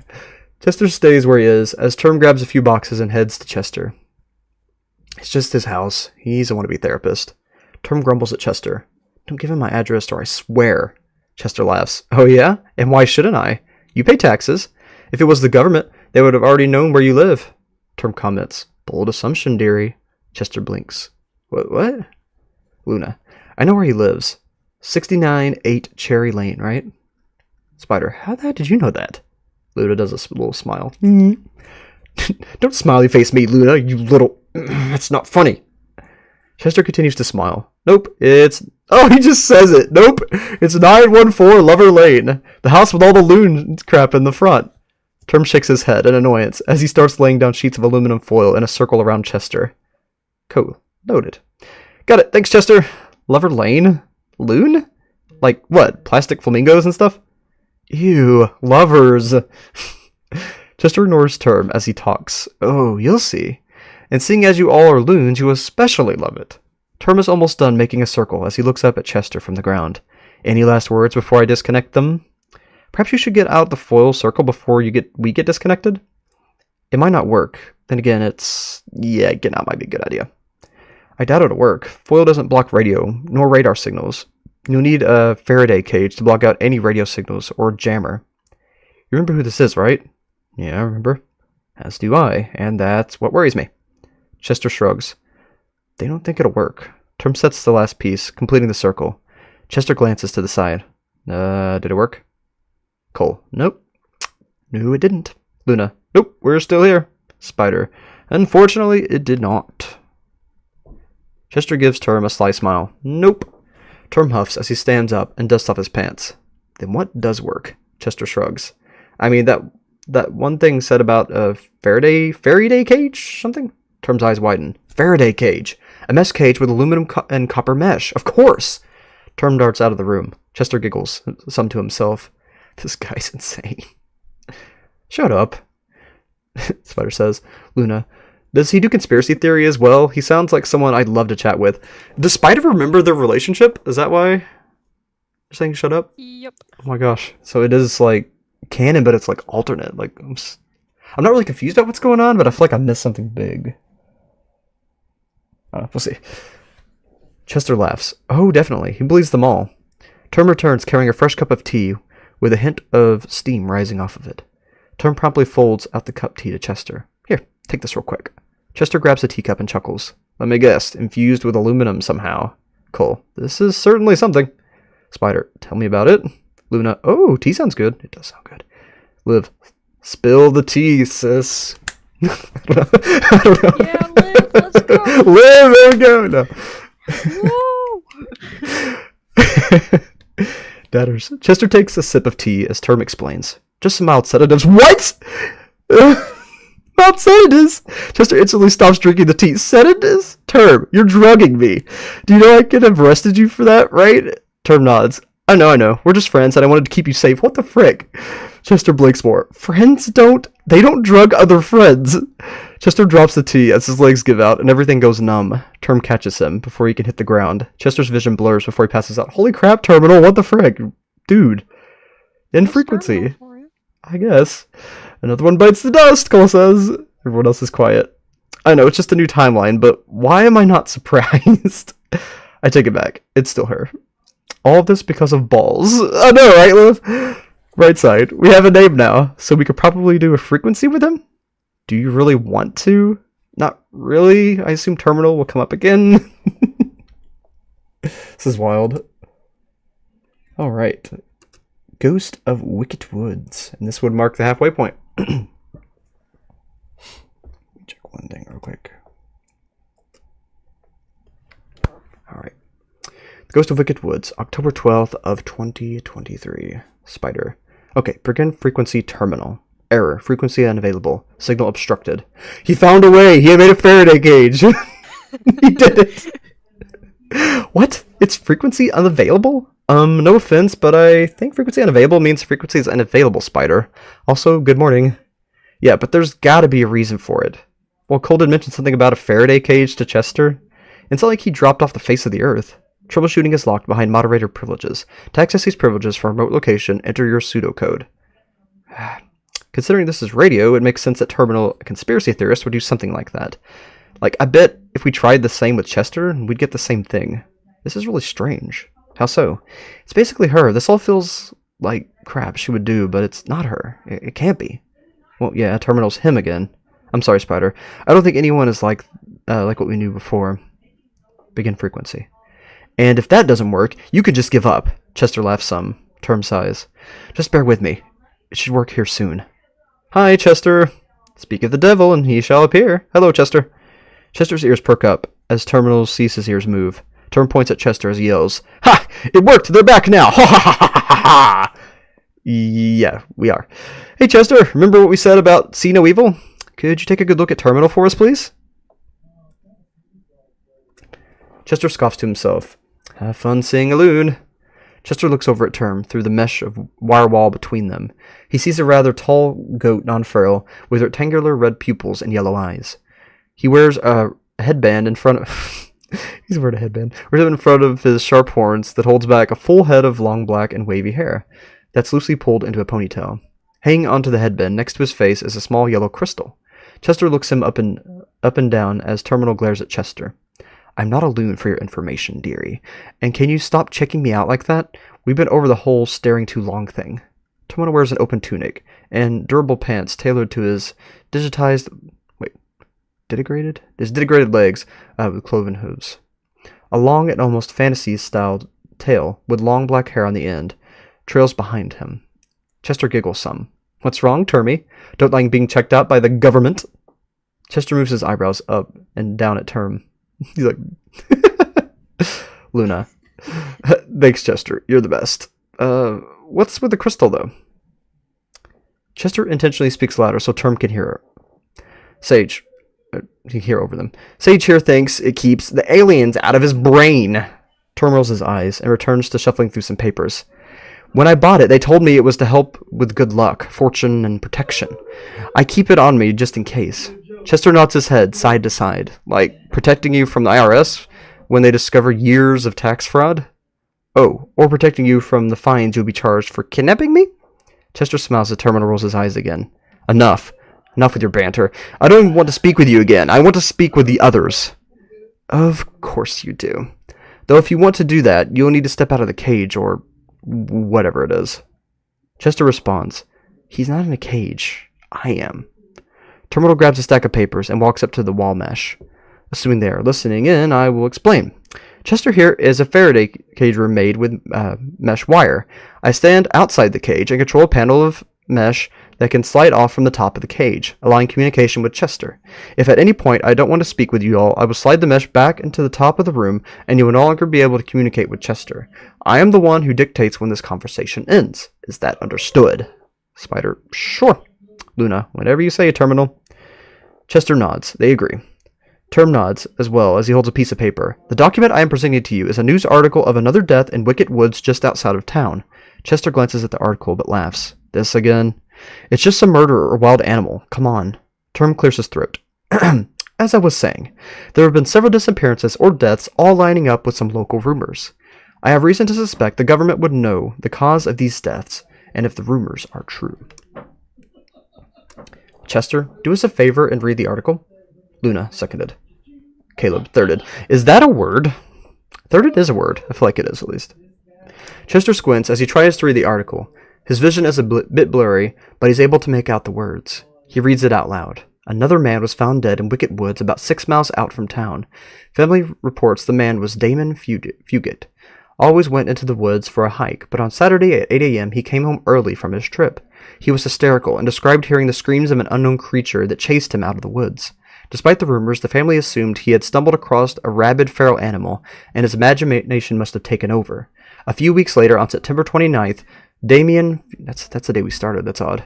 Damien Fugit was last seen leaving for his morning hike at 6 a.m.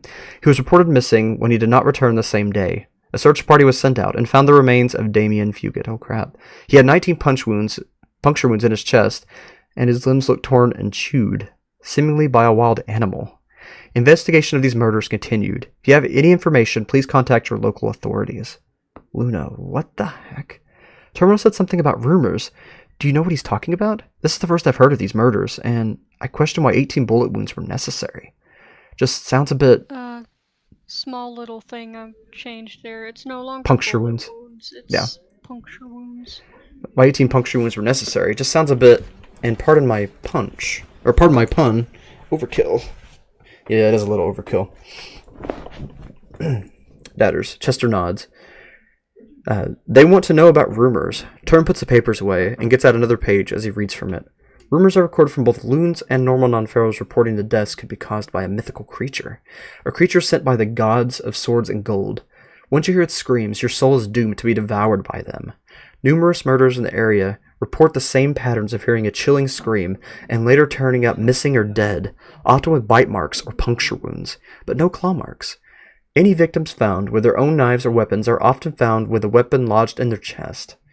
If in one of the cases a small piece of gold was found in the bite marks of the victim. Weird. Luna, the god of swords and gold. Strange name for a god. Interesting that there's never claw marks on the victims. Assuming Damien brought a gun with him, maybe 18 bullets too. Did you shoot himself 18 times? Is that why you changed it? No. No, it's 18. Anytime it says 18. Yeah, it's every time it's bullets, it's puncture wounds. That day was chaos trying to argue. I understand. Maybe 18 puncture wounds too. That would explain why he got puncture wounded 18 times. I can't say for a fact the rumors are true, but I also can't deny that it's extremely fitting for the evidence. Does Terminal know what people are calling this creature? Datters. Chester speaks. They want to know if anyone is naming this thing. Terminal looks over some of the papers as he shakes his head. Closest thing we've got to a name is referring to the screams as the screams of Wicket Woods. I imagine it's due to no one seeing this thing. Probably lose your soul to the moment you see it. Turn puts the papers down and looks at Chester. So what does the government call it then? What's your excuse? What about calling this thing the Ghost until you know what it actually is? Ooh, I like that, Luna says. Chester giggles some. Yeah, they call it the Ghost. Term looks as if he heard the world was going to end as he gasps. His free hand goes to his face, and he's stunned for a moment. When he does speak, it's a hushed tone. The Ghost? This is incredible news. A real ghost? A real one? Oh my gosh, really? Chester nods with a sinister smile. Term continues to mumble to himself. An actual ghost? This is just what I've been waiting for. Now I definitely can't let you leave. Chester's smile drops. Yeah. Hey, wait a minute. Seriously, Term? Chester, could you ask him if he'd let me hop over to him? Wait, hang on. Why can't you leave? He's in a cage. Chester growls at Term. Do you know if I press charges, they will find out all the taxes you've skimmed on, and you'll get arrested, right?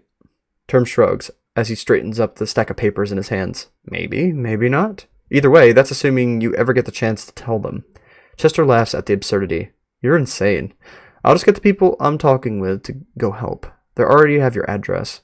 Term gives a polite laugh back. Oh, dearie. We aren't at my house anymore. I don't keep a Faraday cage room on hand like some insane person. So, I'm renting from a friend.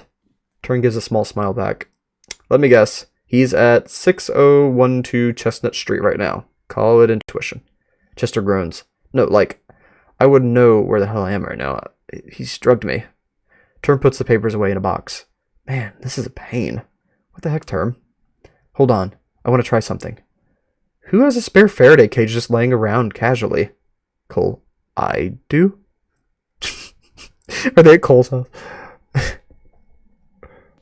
They might be, actually. Let's see. Chester, could you tell him that I think he's smart? I mean, not only did he have the foresight to drug you and take you to a different location, he's also found a way around our frequency, which is really clever. Cole? He's not at your place, is he? Cole, no, I would know. The gods. Last thing we need is weird furry people at our place. Chester tilts his head some. Yeah. Hey, Terminal, they said they think you are smart. Term pauses as he looks at Chester. Well, good. Mention the frequency part. That's important. It's super impressive that Terminal was able to get something to block radio signals in such short notice. Chester adds, right, they think it's impressive you're able to block radio signals like that so quickly?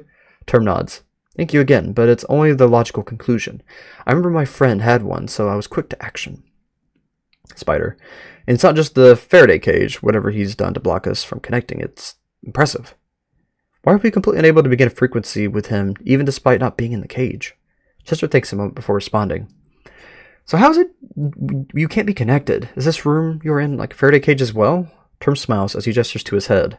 I was lucky in my guessing that wearing a headband with a strand of aluminum inside was enough to keep me safe. Oh my gosh, really? I've always worn one since I was a kid. What? And seeing I simply cannot stand around. It isn't enough, and yet my headband is. That tells me the frequencies are directed from the mind and no other part of the body, or any atmosphere around the body. But he wants to talk to us, right? Clearly not otherwise, he wouldn't protect himself against frequencies. It's honestly smart. Term puts the box away under the desk, as there's a sudden muffled yell from another room. Sage, get your butt back up here. I told you I'm not eating this. Term grumbles to himself before yelling back. It's not junk, it's healthy, the voice yells back. Fake meat does not go in the meat freezer, ever. Term growls as he looks over at Chester. Sorry to cut the short, Derry, but it seems the whore doesn't like lettuce. Wow. Term reaches up to a mesh pedal and moves it back over. In frequency. Sage? Another name. Wait. Even the narration got cut off? That's strange. That is strange. Speaking of, though, depends on your fake meat, but some of that fake meat is really, really bad for you. Like, worse than actual meat. The kind they use at Burger King, the Impossible Meats, is mostly grease, vegetable oil, heavily processed soy, and, like, oil, oat fat. It's just junk. It's the junk of junk. Couldn't even touch one. Right? No, for real though, they did a test on it and they found out that it's actually a lot worse for you as far as calories, fat, and grease. But the reason it looks like it's bleeding is actually because there's so much vegetable oil that when you touch it, it like leaks out. Anyway. Oh no. Yeah. There's my yeah, let's just not get into that. I'm not being political here. It's just the truth. Science. Anyway. It's just like there's some normal burgers that are horrible for you because you Yeah. touch it and it's nothing but grease. Yeah. It's not a viable substitute. Let's put it that way. They're both bad. But anyway. October 13th of 2023. But some of those fake meats are actually really good for you, but it's the ones that are made out of fungus. Those are actually really good for you. Kind of gross, this type of mold, but it's like blue cheese. But they're actually really good for you. But only those. Unless you're allergic to mushrooms, and then you're screwed. But anyway. Alright. Now we're on October 13th. Cole in the base of the lighthouse. He looks around, still wearing his gloves and M50 gas mask. Time found out what this third town is. Yeah, I'm curious too. Cole heads up the staircase. On heading up, he is met by clear blue skies. He can see even further than before, and can even notice a small pond nearby. There's pine trees mixed in with red leaves. It's fairly cold weather, as fall weather has fully set in. Cole's eyes turn a tinge blue as he vaults up the railing and rolls when he hits the ground, heading towards the third town with the map that he saw as a reference. It's a bit longer of a walk than going to Cherrywood. Along the way, he only hears the chirping of birds or an occasional squirrel. Not many larger animals wander the area. It feels secluded and isolated the further he goes through the woods. It starts to get concerning how much he's walked without seeing any sign of civilization. Cole doesn't seem to be too concerned, but he's certainly wondering if this town is real. He suddenly almost walks face first into a hanging sign covered by branches. Cole abruptly stops as he tries to clear the branches off the sign. Where the heck did the sign come from? The branches are moved and reveal bold text in black paint. Trotston Enclave. Established in 1983. The wooden boards of the sign look weathered and cracked. The sign itself hangs from iron chains connected to a wooden post. Huh. Cole notes that the sign is old and continues walking. He finds a tall wooden wall, as old as the boards of the sign, that blocks him from continuing. It seems rather cheap and hastily put together. The top of the wall reaches a few feet above Cole. Why is there a wall? Cole looks for some kind of gate. From what he can tell, there is no gate. Brush or trees have grown up against the wall and blocks him from seeing too much of it from the side. He starts to notice it's still rather quiet. Cole groans and starts climbing his way up to one of the trees to try and see over the wall. He starts cursing at the wall. Leaves are shaken off the tree as he gets up, but from here he gets a view from inside the walls. He sees an entire town slightly smaller than Cherrywood. Its dirt roads have bits of weeds trying to grow in, but every tree within the walls has been cut down. Oh, interesting. The buildings are all 1 or 2 stories, with older styles and peeling paint. Most windows look dusted over with dirt, cracked, or missing. He still hears no one. Strange. Cole climbs down from the tree, tries to pull apart the wall, hoping that it'll just fall apart. It snaps almost instantly. It's all very brittle and dry. Cole sighs in relief. Cool. Cole continues pulling the wall apart so he can get into the town. He enters the town and starts looking for anything that sticks out or looks interesting. As he walks, he notices worn-out posters on the walls. A few depict either non-ferals and gas masks or modern boats. He starts to feel slightly uneasy. Cole disregards the feeling. Probably fine. I mean, this is an empty town. Cole continues walking around, looking for anything that sticks out. He starts to notice many buildings have basements accessible from the outside. The feeling of uneasiness grows worse. The birds have stopped chirping. There's only wind. That's not a good sign. Cole puts his head on a swivel as he notes the basement. Storm cellars? Cole walks over to one of the basement doors and inspects it. One of the doors of the cellar has been torn off and tossed into the grass nearby. An axe lays on the ground by the entrance. Cole looks concerned as he steps into the cellar curiously. Some plants have started to grow as well as some moss due to the shade. The walls have obvious water damage. The cellar itself has only a few empty metal racks in the corner and a destroyed sofa within a modern TV on the floor in front of it. Red spray paint is covering one wall and depicts a human-like face, but more sinister.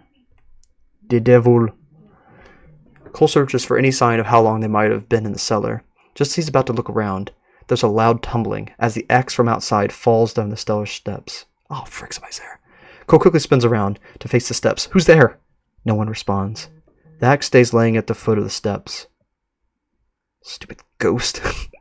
Cole slides the axe away from the steps as he resumes checking how long they might have stayed in there. There's next to nothing to go off of except the couch and the wire racks. Some moss, some water damage surrounding them. Whatever, nothing of use here. Cole starts heading out of the cellar. As he heads out, he sees that the axe is laying in the grass where it was before. What the frick? Either I'm being screwed with by a gremlin or this place is in a time loop. Cole groans as he looks around for any reason why the cellars might exist. The town seems to go in a straight line, as if it were following a path. You know, it makes me think like a nuke or some kind of like time dimension explosive went off and it's like ripped time space. That's just my first thought. Old western looking town. Cole sighs as he looks for a town hall. Its town hall looks rather sad, but a stone statue of a realistic and familiar human stands in front of it. Why would there be a human statue here? Cole's head tilts as he tries to identify who the statue is of. It's none other than Thomas Jefferson. He looks a bit weathered, like the rest of the town, but he's been well cared for over the years. Thomas Jefferson? Cole looks incredibly confused as he walks into the town hall. Just imagine. The town hall is set up, right? Can I have your autograph, Mr. Jefferson? No. The town hall is set up similarly to the one in Cherrywood. This one, however, looks to have been heavily vandalized. Spray paints layer the walls with curse words and nonsense. Walls look to have been hacked with an axe, and no documents are left on the walls. And that's left is all that's left is the spray paint across the floor depicting a sinister style human face and words, "Haze to Hell," beside it, and another color spray painting saying, "Stupid loons, vandals." Cole grumbles angrily as he looks for any documents he might have left. The only things he finds are a few papers ripped from the frames and encased in spray paint. Whatever. I'll just take those in case I can get the paint off. Cole grabs the papers and puts them into his jacket as he strolls outside with a huff. Once he steps outside, he hears it. A distant screaming breaks out in the distance, its sound carried by the wind. It's not a scream of pain or a cry of help. It's more of a manic calling, just tugging at his ear. But just as quickly as he heard it, everything was quiet again.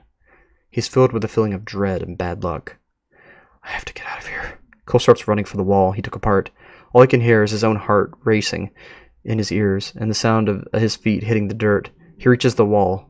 Cole keeps running, putting his head on a swivel. I swear to God, if this is my second time on this world and something is already trying to kill me. After a while, it looks like nothing is chasing him, but the feeling still stays. Cole huffs. Screw this, and screw you. Cole screams into the forest before disappearing. Moments later, Cole appears in his living room, huffing and puffing. He looks like he was just scared completely crazy. Screw me, man. Hinata, a human who sits on the couch, looks over to Cole. Her voice is rather calming and soft. Cole? What's wrong? Cole starts pacing back and forth. I was searching through this non-feral world, went to some abandoned town and heard a manic freaking scream, freaking ran, and then disappeared. Hinata tilts her head. A manic scream? You wouldn't have been doing this near Wicket Woods, would you? She checks her phone to see the messages from debtors. Cole looks over at Hinata as he stops pacing. Maybe? I mean, the town I was heading to was near those woods. Why? Hinata perks up a bit on saying the name. Well, did you read the thing on Dadders yesterday? Someone else had something similar happen to them. Then they died of 19 knife wounds. Something about a god of swords and gold. Kind of radical name, if you ask me. Cole now looks slightly more scared. The god of swords and gold? Hinata shrugs. That's what it's called, apparently. Terminal is investigating the rumors or something. I barely understand non-feral stuff, honestly. Let's hope Terminal doesn't drug the rumors. Cole half chuckles as he sighs. Yeah, really. Considering that he drugged Chester like twice now, and is currently keeping him in a Faraday cage over having loons. That's us. Contact him via radio waves. She trails off, chuckling nervously. Oh well, you don't think contacting Icarus and asking him some questions would be too much? Cole sighs as he leans against the wall next to the hallway. I'm curious about that. She shrugs. That's up to you, Cole. I personally have nothing to ask, but I'll watch from the sidelines. Cole's voice gets quieter as he speaks. Sweet, I'll do that now. For no reason at all. Cole, I don't blame you one little bit, and I'm not judging you, the same way I'm not judging Spider for wanting to talk to Terminal. We all lost friends a couple weeks ago, and you two especially had a rough time. Her voice is sweet, understanding. I miss Locke myself. She was always so cool to talk to. Yeah, Locke is like the coolest, right? Hinata looks down. Cole starts pretending to type on a keyboard. I'm unsure we'll have the whole cast back soon. Cole, begin frequency. Icarus Pharaoh. Icarus is sitting in the sand with his eyes closed as he listens to the area around him. He's gonna start scaring. Boo! It's a so-called loon in your brain, and I have questions for ya! I really wish we had different names for ourselves, but it's whatever. Icarus jolts as his eyes snap open. He glances at the view of the ocean at night as he pauses and growls on realizing who it is. Oh, not this again. Freaking love the ocean at night, though. Look, I just have a few questions, then you can resume moonbathing or whatever you're doing. Moonbathing? Isn't tonight a new moon? At least I can't see the moon from my window. Icarus sounds annoyed, mixed with a hint of pain. Fine, do whatever you want. So, do you know anything about hearing a scream in the woods? What? You mean the whole screaming in the Wicket Woods rumor? Yeah, why? I'm curious, what do you think about it? Oh, that, I don't get it. Why no claw marks? Oddly specific. He puts an arm on his leg as he talks. I mean, it's probably true. Like you could check a body for a soul when they're long gone. And for the claw marks, they would be crappy detectives not to look when most people have claws. Souls? What? Right. And no one knows what or who could do it. Could be some cryptid, who knows. I think it could be legit. Do you need to know this from me? I'm curious what you think, or know about it. Random questions, though. Do you know how long people live after hearing the scream?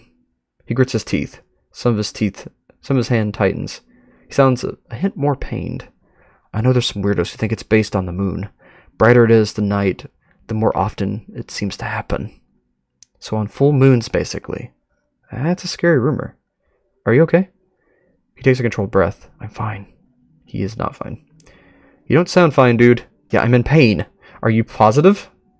Wait, no. Yeah, you sound in pain. Are you positive? Icarus grabs the fabric that wraps his leg and pulls it tighter. He doesn't respond. Oof, still haven't found a doctor. If I was close to you, I'd get you some first aid, but I have my doubts. We're on the same world. Right, can you answer one more question? He speaks quickly as he shuts his eyes. What? Cole? If someone could provide you with care and anything you needed to heal yourself, would you take it? Icarus growls. I don't need anyone's help. He grips his leg a bit more, or a bit tighter, but I wouldn't turn it down. Good to know. Thank you, Icarus. Have a good rest of your night. Take care, Icarus. Stay safe out there. Icarus growls. Screw off. Love you too, man, Cole says in frequency. I wish I could help him. He deserves a quick bit of first aid and a good dinner. Maybe a house cleaning too. Alright, before I read 11, I'm going to do a commercial thing and go grab a drink. My throat is so freaking dry right now. So, I'm going to just drop off of here for a second. I'm going to see if this old ad that I had loaded in here for Dubby Energy Drink still works. By the way, that's still an active thing if you all want to do that. And I'll be right back. I'm going to mute my microphone real quick.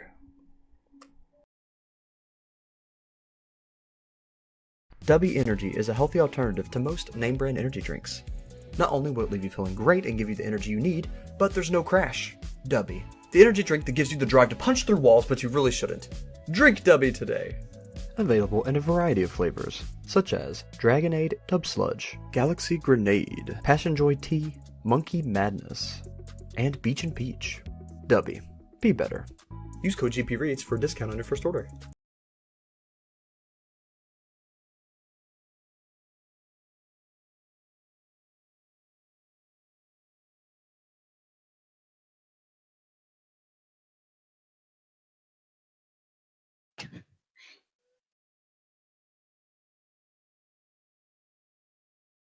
I just see gonna need to call the Ghostbusters.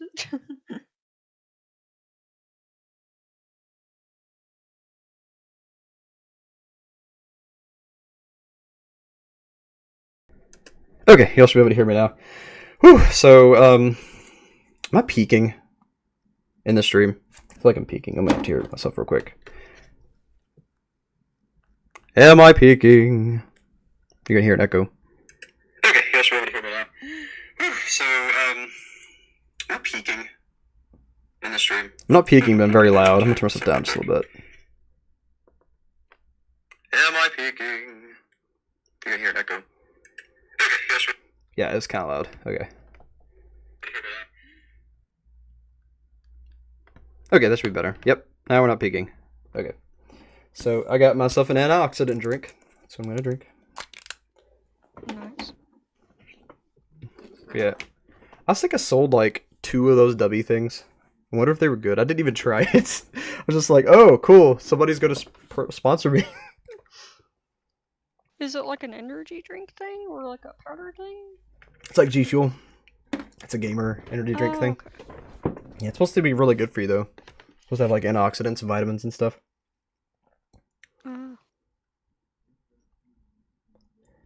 I'm like, all I saw was someone punching through a wall. I'm like, that's cool. Antichrist Mouse got Chester. That's interesting. Yes, the famous Liv. Live,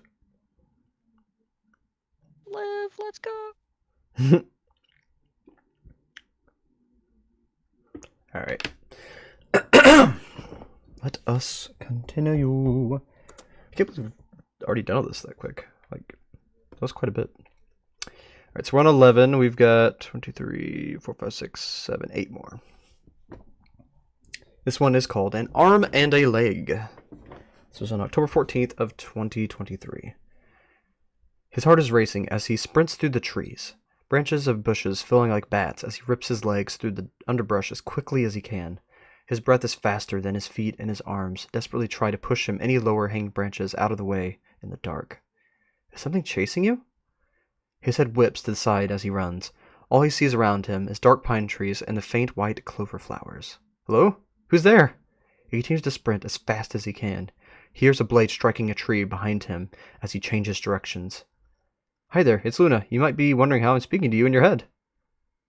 You think they care? Probably not. What the heck is happening? A sword of pure gold hurtles through... Whoa, what the frick? A sword of pure gold hurtles through the air and impales a tree in front of him as nearly runs into it while trying to change directions again. Holy crap, it's an actual deity. I have no idea. We heard rumors about a god of swords and gold, but we didn't think it was actually real. You might want to keep moving or find a place to hide from it. I can't lose this thing. He sounds scared as he reaches a pond. He skids to a stop and turns to face the direction of what is chasing him. He stares into a dark and empty forest while gasping for air. Do you have anything on you? Like weapons or something to defend against this thing? He frantically pats himself, looking down for anything he can use. He gets out a gun in his hands, as his hands are trembling. You said something about a god of swords and gold? Is this thing a god? His eyes instantly snap up at the woods around him as he blindly loads the gun for a few bullets from his pocket. That's what people are calling it anyway. We don't currently have a real name for it. With the gun now loaded, he holds up with both hands at the trees. His eyes dart around the branches that slightly shift in the breeze. He tries to slow his breath so he can listen. You got this. Just relax your heart rate, take a deep breath in, hold it for 2 seconds, then exhale. He takes some breaths and attempts to hold them as he starts to calm down. His ears perk up as he quickly turns to face the water. Walking upshore from the pond is a figure, silhouetted by the moon above it as it rises above the waters. Its eyes snap open to stare down, and there's a shimmer of golden sharp teeth. He only hesitates a moment before firing several rounds from his gun at the being. The flashes illuminating the area with white and the sound cracking through the silence, causing his ears to slightly ring. Ghost. It's clickable. Oh, by the way, I forgot to ask, are there going to be, like, hidden... Okay, this is an ad. That's not what we're supposed to be seeing. It's not trolls. Yeah, I'm not... lore, it's troll. It's a troll! That's the ghost. Imagine Dragons Gold. There's going to be hidden stuff eventually, but I'd rather get a good introduction setup first. Okay, so it's Imagine Dragons Gold. This is the song. It actually works pretty well for the ghost. What the hell is that thing? Did the gunshots work? He begins backing up as he steps closer. The being... You said there is going to be hidden stuff? Eventually, but not yet. Okay, cool. Like, the entries we have so far doesn't have any yet. Perfect. He begins backing up as he steps closer. The being seems unaffected as it approaches. Get away from me, please! The being draws a blade from the hip and quickly lunges at him. The being grabs his arm before he can escape and drives the blade into his shoulder. He screams in pain and drops the gun. His now free hand tries to break the being grasped on him. No, no, no! What the heck, dude? I don't even understand why it's attacking you. Focus off the pain and get him off of you. You're gonna be okay. Keep deep breathing. I don't know. I didn't mean to do anything. If this is about Isaac, it was the other one, I swear. I never would have done it. He's interrupted by the being pulling the knife in his shoulder down. He slams his back into a tree as he falls to the ground in pain while screaming. The being kneels down as they keep a grip on the blade. Their other hand grabs the gun he dropped on the ground. He cries, "Please, man, I didn't do anything." Isaac? You wouldn't happen to be Morris, would you? He's really worried about you. Oh, is this Morris with the high-pitched voice? Yep. Please, man, I didn't do anything. Awesome. What? How did you know my name? He seems confused a moment as the being leans in close to his face. All he smells off the creature is reeking layers of dried blood, both fresh. Layers of dried blood, both fresh.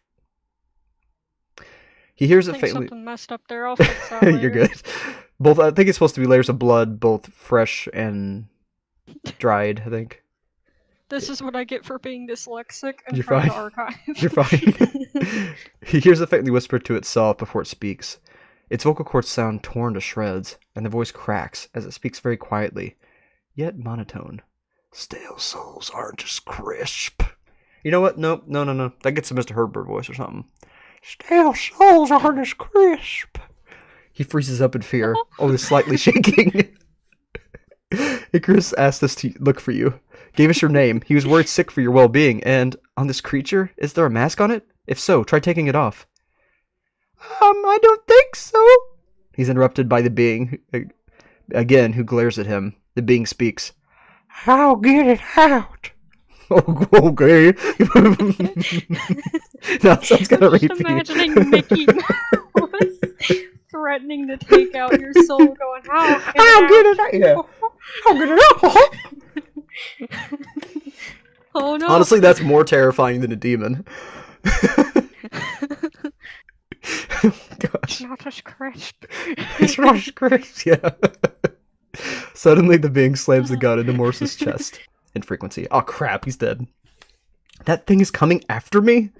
Oh, I'm so dead. I am so freaking dead. Oh my god. I mean, if things are consistent, it should be as easy as removing the mask. I refuse to lose another person. Begin frequency, Morris Hill. Begin frequency. As each part is torn off, the being gets... Oh, good grief. The being gets a grip on the humerus and pulls in frequency. Yeah, that was messed up. Begin frequency, Morris Hill. Error, its frequency no longer available. Great. He is dead. Dang it, now I don't get to do the baby voice. I still got Mickey, we're good. I didn't know the guy at all, but my heart hurts for them. Cole, should we tell Icarus? Tell him what? That we basically watched one of his friends get torn apart and didn't do anything? More like we couldn't do anything. There's a distinction here. If I was there, I would have defended his life. I'm sure I found out one way or another. We don't need to tell him. But I do have an idea. What is it? We have Term's address, right? Does Term have medical supplies? I would assume. Then we can give the address to Icarus, and he breaks in and repairs himself like Screw Terminal. Or I do it for him since his leg seems pretty screwed up.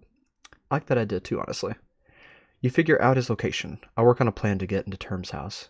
Got it. Just gotta dodge the topic. Begin frequency, Icarus Pharaoh. Pharaoh? Yeah. Begin frequency. Icarus is leaning back with his eyes closed, listening to a distant storm crackling in the sky.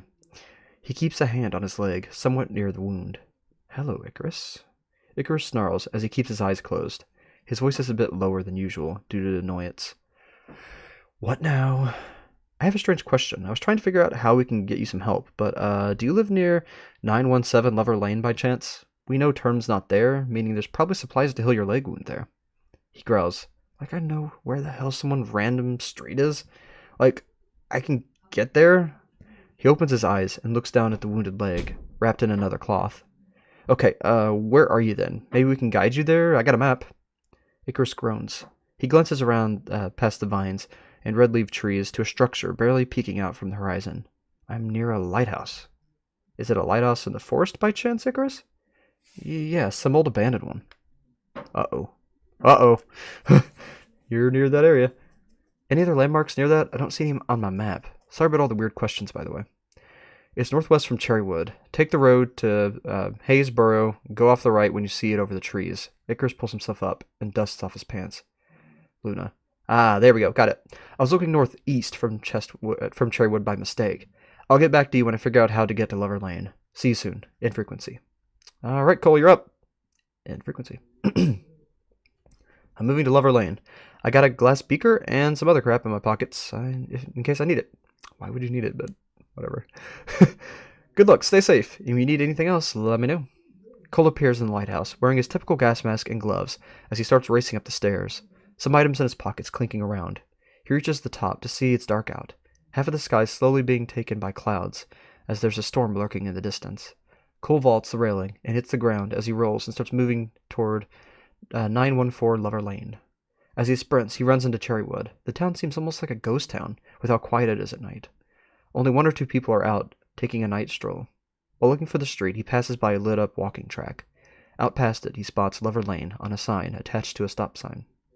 Cole slows to a jog as he follows the Lover Lane sign and starts looking for the house with said loon stuff. The road becomes a sad grave. The road becomes a sad gravel road with so little gravel left that it's become dirt again. It escalated. Yeah, it escalated big time.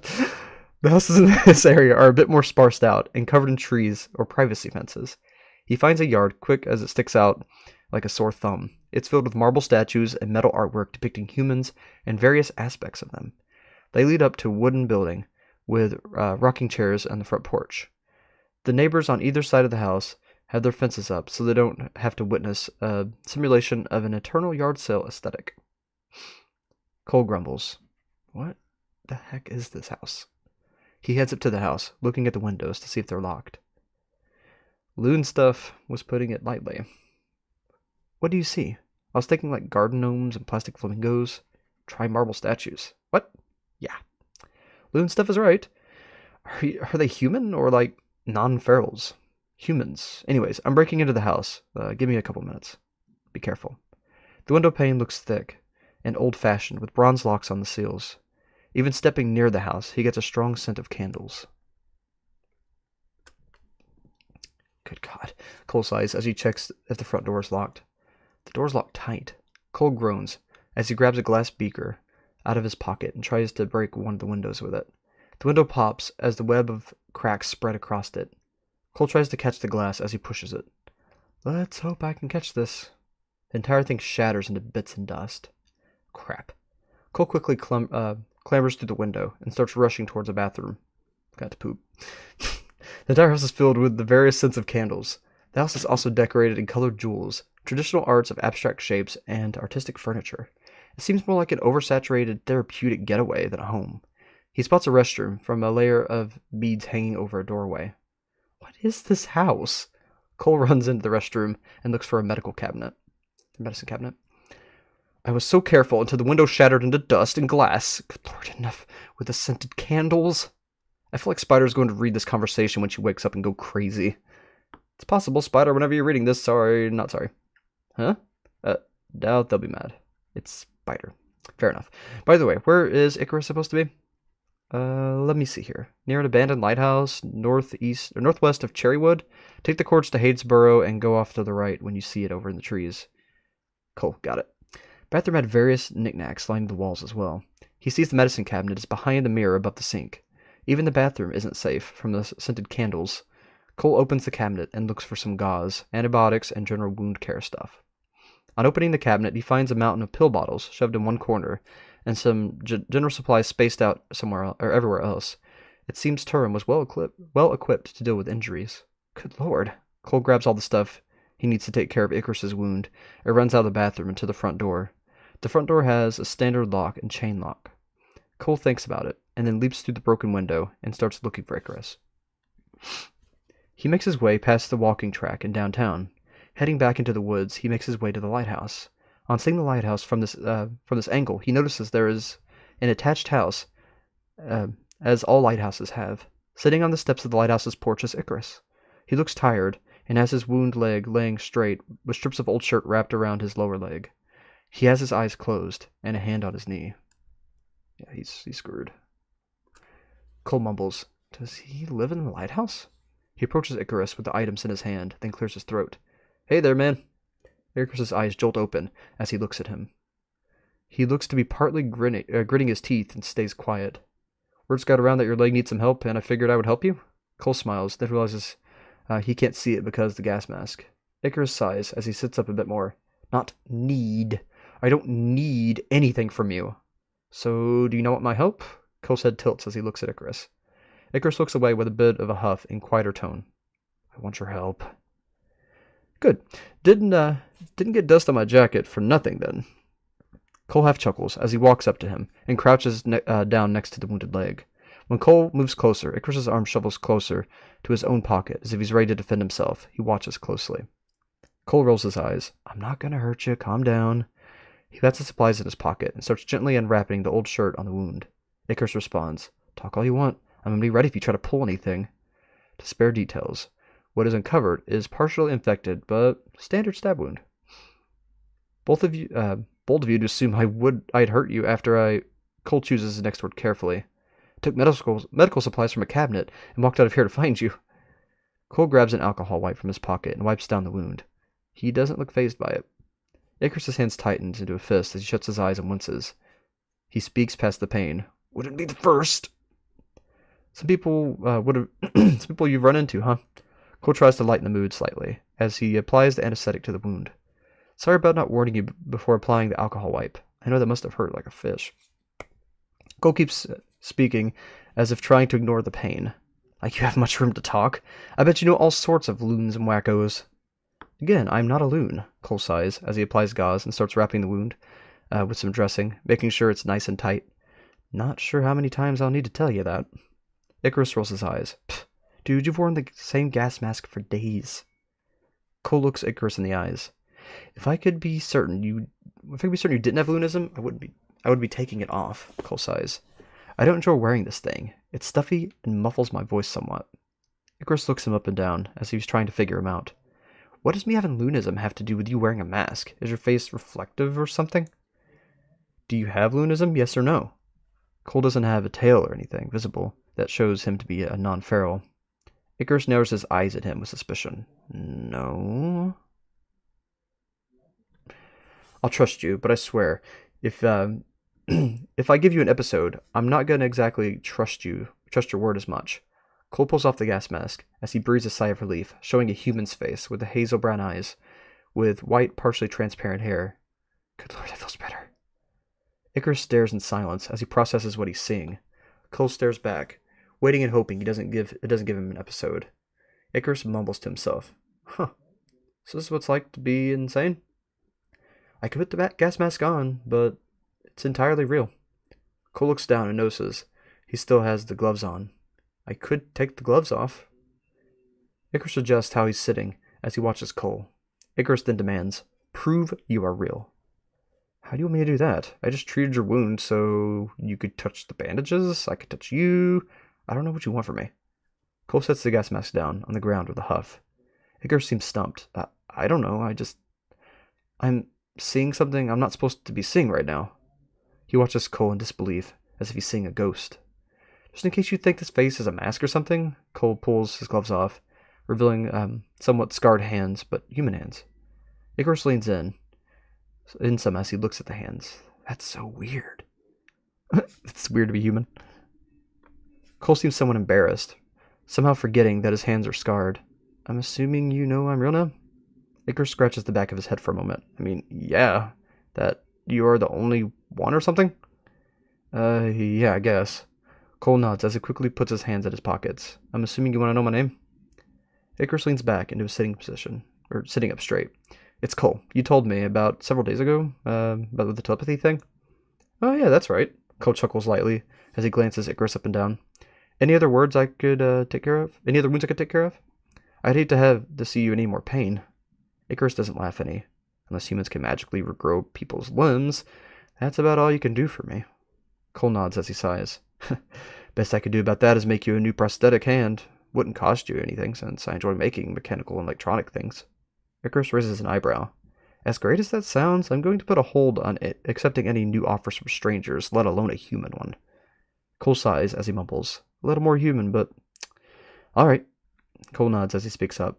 Do you want me to just head off then, since I've helped you as much as I can? Icarus nods. Sure, whatever. Just don't go bring up more humans into this town. It's the last thing we need. He pulls himself up and stands on the steps. I won't. Cole chuckles as he quickly puts his gloves back on, then somewhat slowly compared to how fast he Cole chuckles as he quickly puts the gloves back on, then somewhat slowly compared to how fast he put on the gloves. He equips his gas mask. See you around, Icarus. Cole walks forward until Icarus loses sight, then disappears. Icarus watches him leave without a word. Luna, everything going alright? Cole, yeah. Everything's fine. Luna. Okay. Ian Fishes. Wait, it's got a different name now, though. Drunk Under a Harvest Moon. 1:30? Oh, I messed that up. I can fix that. My bad. Back to the beginning.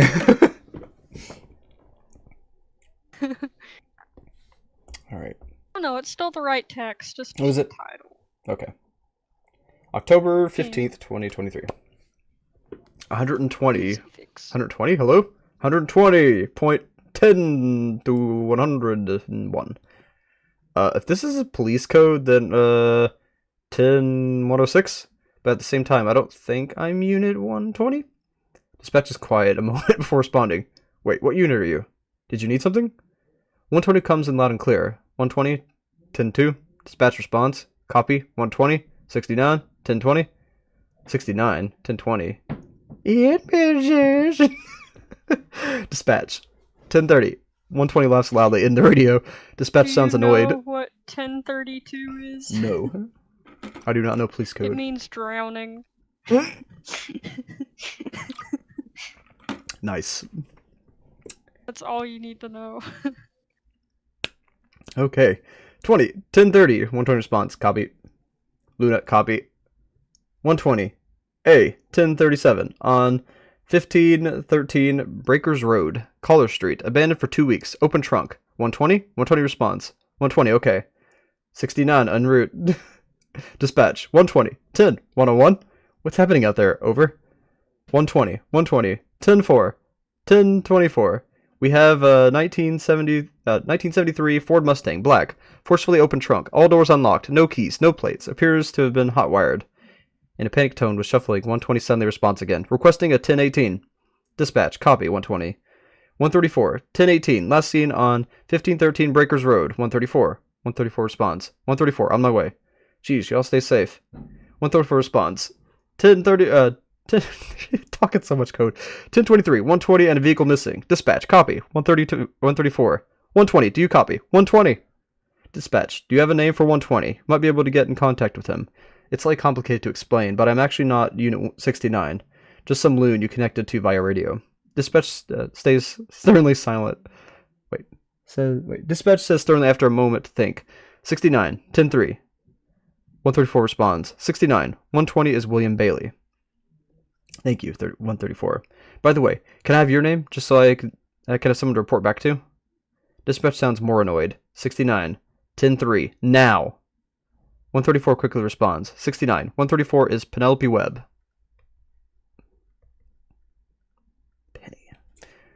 Thank you, 134. Dispatch, 10-4, infrequency. Begin frequency, William Bailey. Error, this frequency no longer exists. Well, crap. No!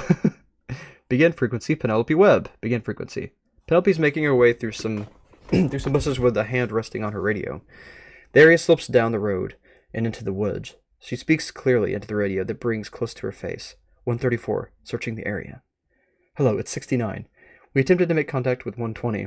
Unfortunately, the frequency for William Bailey is no longer available. Penelope seems confused a moment before responding. Okay. Penelope continues into the trees while searching the area. Luna, something like this has happened before. Last night, to be exact. We contacted Morris Hill just as he was being chased by a psycho with a gold sword. After it happened, even he was no longer available. I don't want to jump to conclusions, but I think it's possible something terrible has happened to William. Penelope rolls her eyes.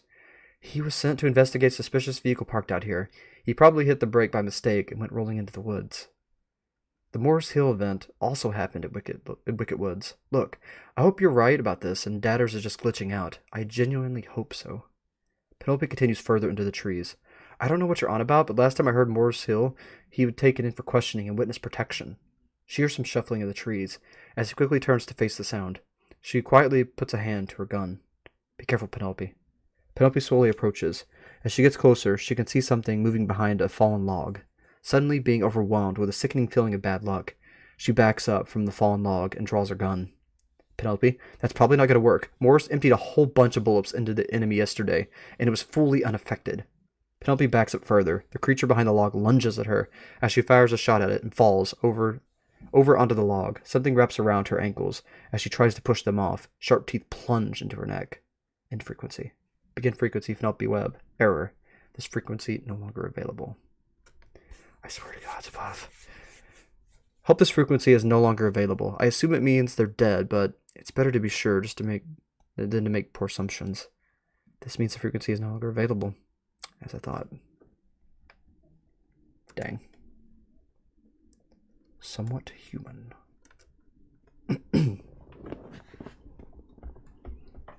This is a really good mystery. I'm excited about it. How long do you think it's going to be after the 18th part? How many more do you think chapter 1 will be? Honestly, I mean, whenever I was doing Wick-Hack, my brain broke there a second. When I was doing Wick-Hack, I did like 50 entries a chapter, so I might keep that going. About 50. Okay. Oh, there's Gray. Hey, Gray. Hope you're having a good night. Peeks around the corner. Let me check the chat real quick. I just saw the corner of the chat on OBS. Let me, my phone just died. Like, for real. It did. Dang it, phone. It's not because I forgot to charge. It's because the phone's being dumb. I'm gonna have to do it from the live stream tab. Y'all are gonna see it though, so probably not. Let's just not. It's fun. I'll read it in a minute. Alright. October 17th, 2023. Spider, who is somewhat human, appears in the lighthouse. She glances around the lighthouse with an almost amused expression. At least this doesn't change. The lighthouse has a metal spiral staircase going up. A few tables and boxes sit around a metal door. She can faintly hear the rain hitting the sides of the structure outside. One of her canine ears twitch automatically at the sound of the rain as Spider absent-mindedly runs a black, malformed hand over the edge of the table. They wince slightly as her claws catch on the wood. She sighs and starts to head up the stairs. On heading up a small breeze pushes some of the rain onto her. She can see a red forest with pine trees and distant mountains. In the opposite direction, she can see a small town. Spider groans and zips up her jacket. Her tail curls into her legs as the lightly unpleasant sensation on her face being wet. They look in the direction of the town, and thanks to her long legs, she can easily clambers over the railing before dropping down. She makes it down and is now facing the woods. Some of the rain is blocked by the trees, but it doesn't stop it completely. Spider heads in the direction of the town. One of her hands goes to the knife, sheathing hanging from her belt. Eventually she enters the outskirts of Cherrywood. Some residential houses, like a small road that leads further into town. A few non-ferals are out and are about running through the rain to quickly check their mail, or in a car on their way to work, or walking around the sidewalk with coats and umbrellas. Right, they muttered, tilting their head in thought. His house should be a good enough start. Spider starts to walk while looking around, any sign of Lover Lane. On walking into the sidewalk, she gets closer to the non-feral with a coat heading in her direction. Crap. Spider keeps walking and ducks their head in an attempt to hide her face. The guy in the coat slows down near her and tries to talk to her. Ma'am, do you need an umbrella out here? Spider slows down. She is still keeping her head down as she responds. Mostly to get them off her back. Alright. Ta. I'm alright, ta. The stranger seems concerned. Are you okay? They seem to lean over slight to look at her face. Spider moves her away from him. They silently curse. I'm fine. Look, I'm new here. How do I get to Lover's Lane? The non-feral speaks again. Oh, if you go through downtown and head to the walking... He is suddenly interrupted by a scream of someone exiting their home who points at Spider. Hair is flattened at the scream as she quickly looks back down at the floor and starts speed walking. She hears the commotion from amongst the houses and makes it to the trees safely. Spider pauses and goes to lean over against a tree. She listens to the commotion for a minute. It's muffled and distant, yelling as she sees a few police cars driving into the neighborhood. Crap, Spider moans and starts walking along the outskirts of the trees, still trying to get to Lover's Lane while avoiding the chaos she just left behind. The town's geological footprint is rather large. Seems if she wants to go to the street she's going to, she'll need to be in town. She can see police patrolling half the town now. Spider sighs in frustration and heads west into the woods to explore the surrounding area. After a while, she finds the ground is starting to slope up before reaching a tree line. Ahead are fields of tall grass carpeting rolling hills, with even higher mountain ranges in the distance, hidden by clouds.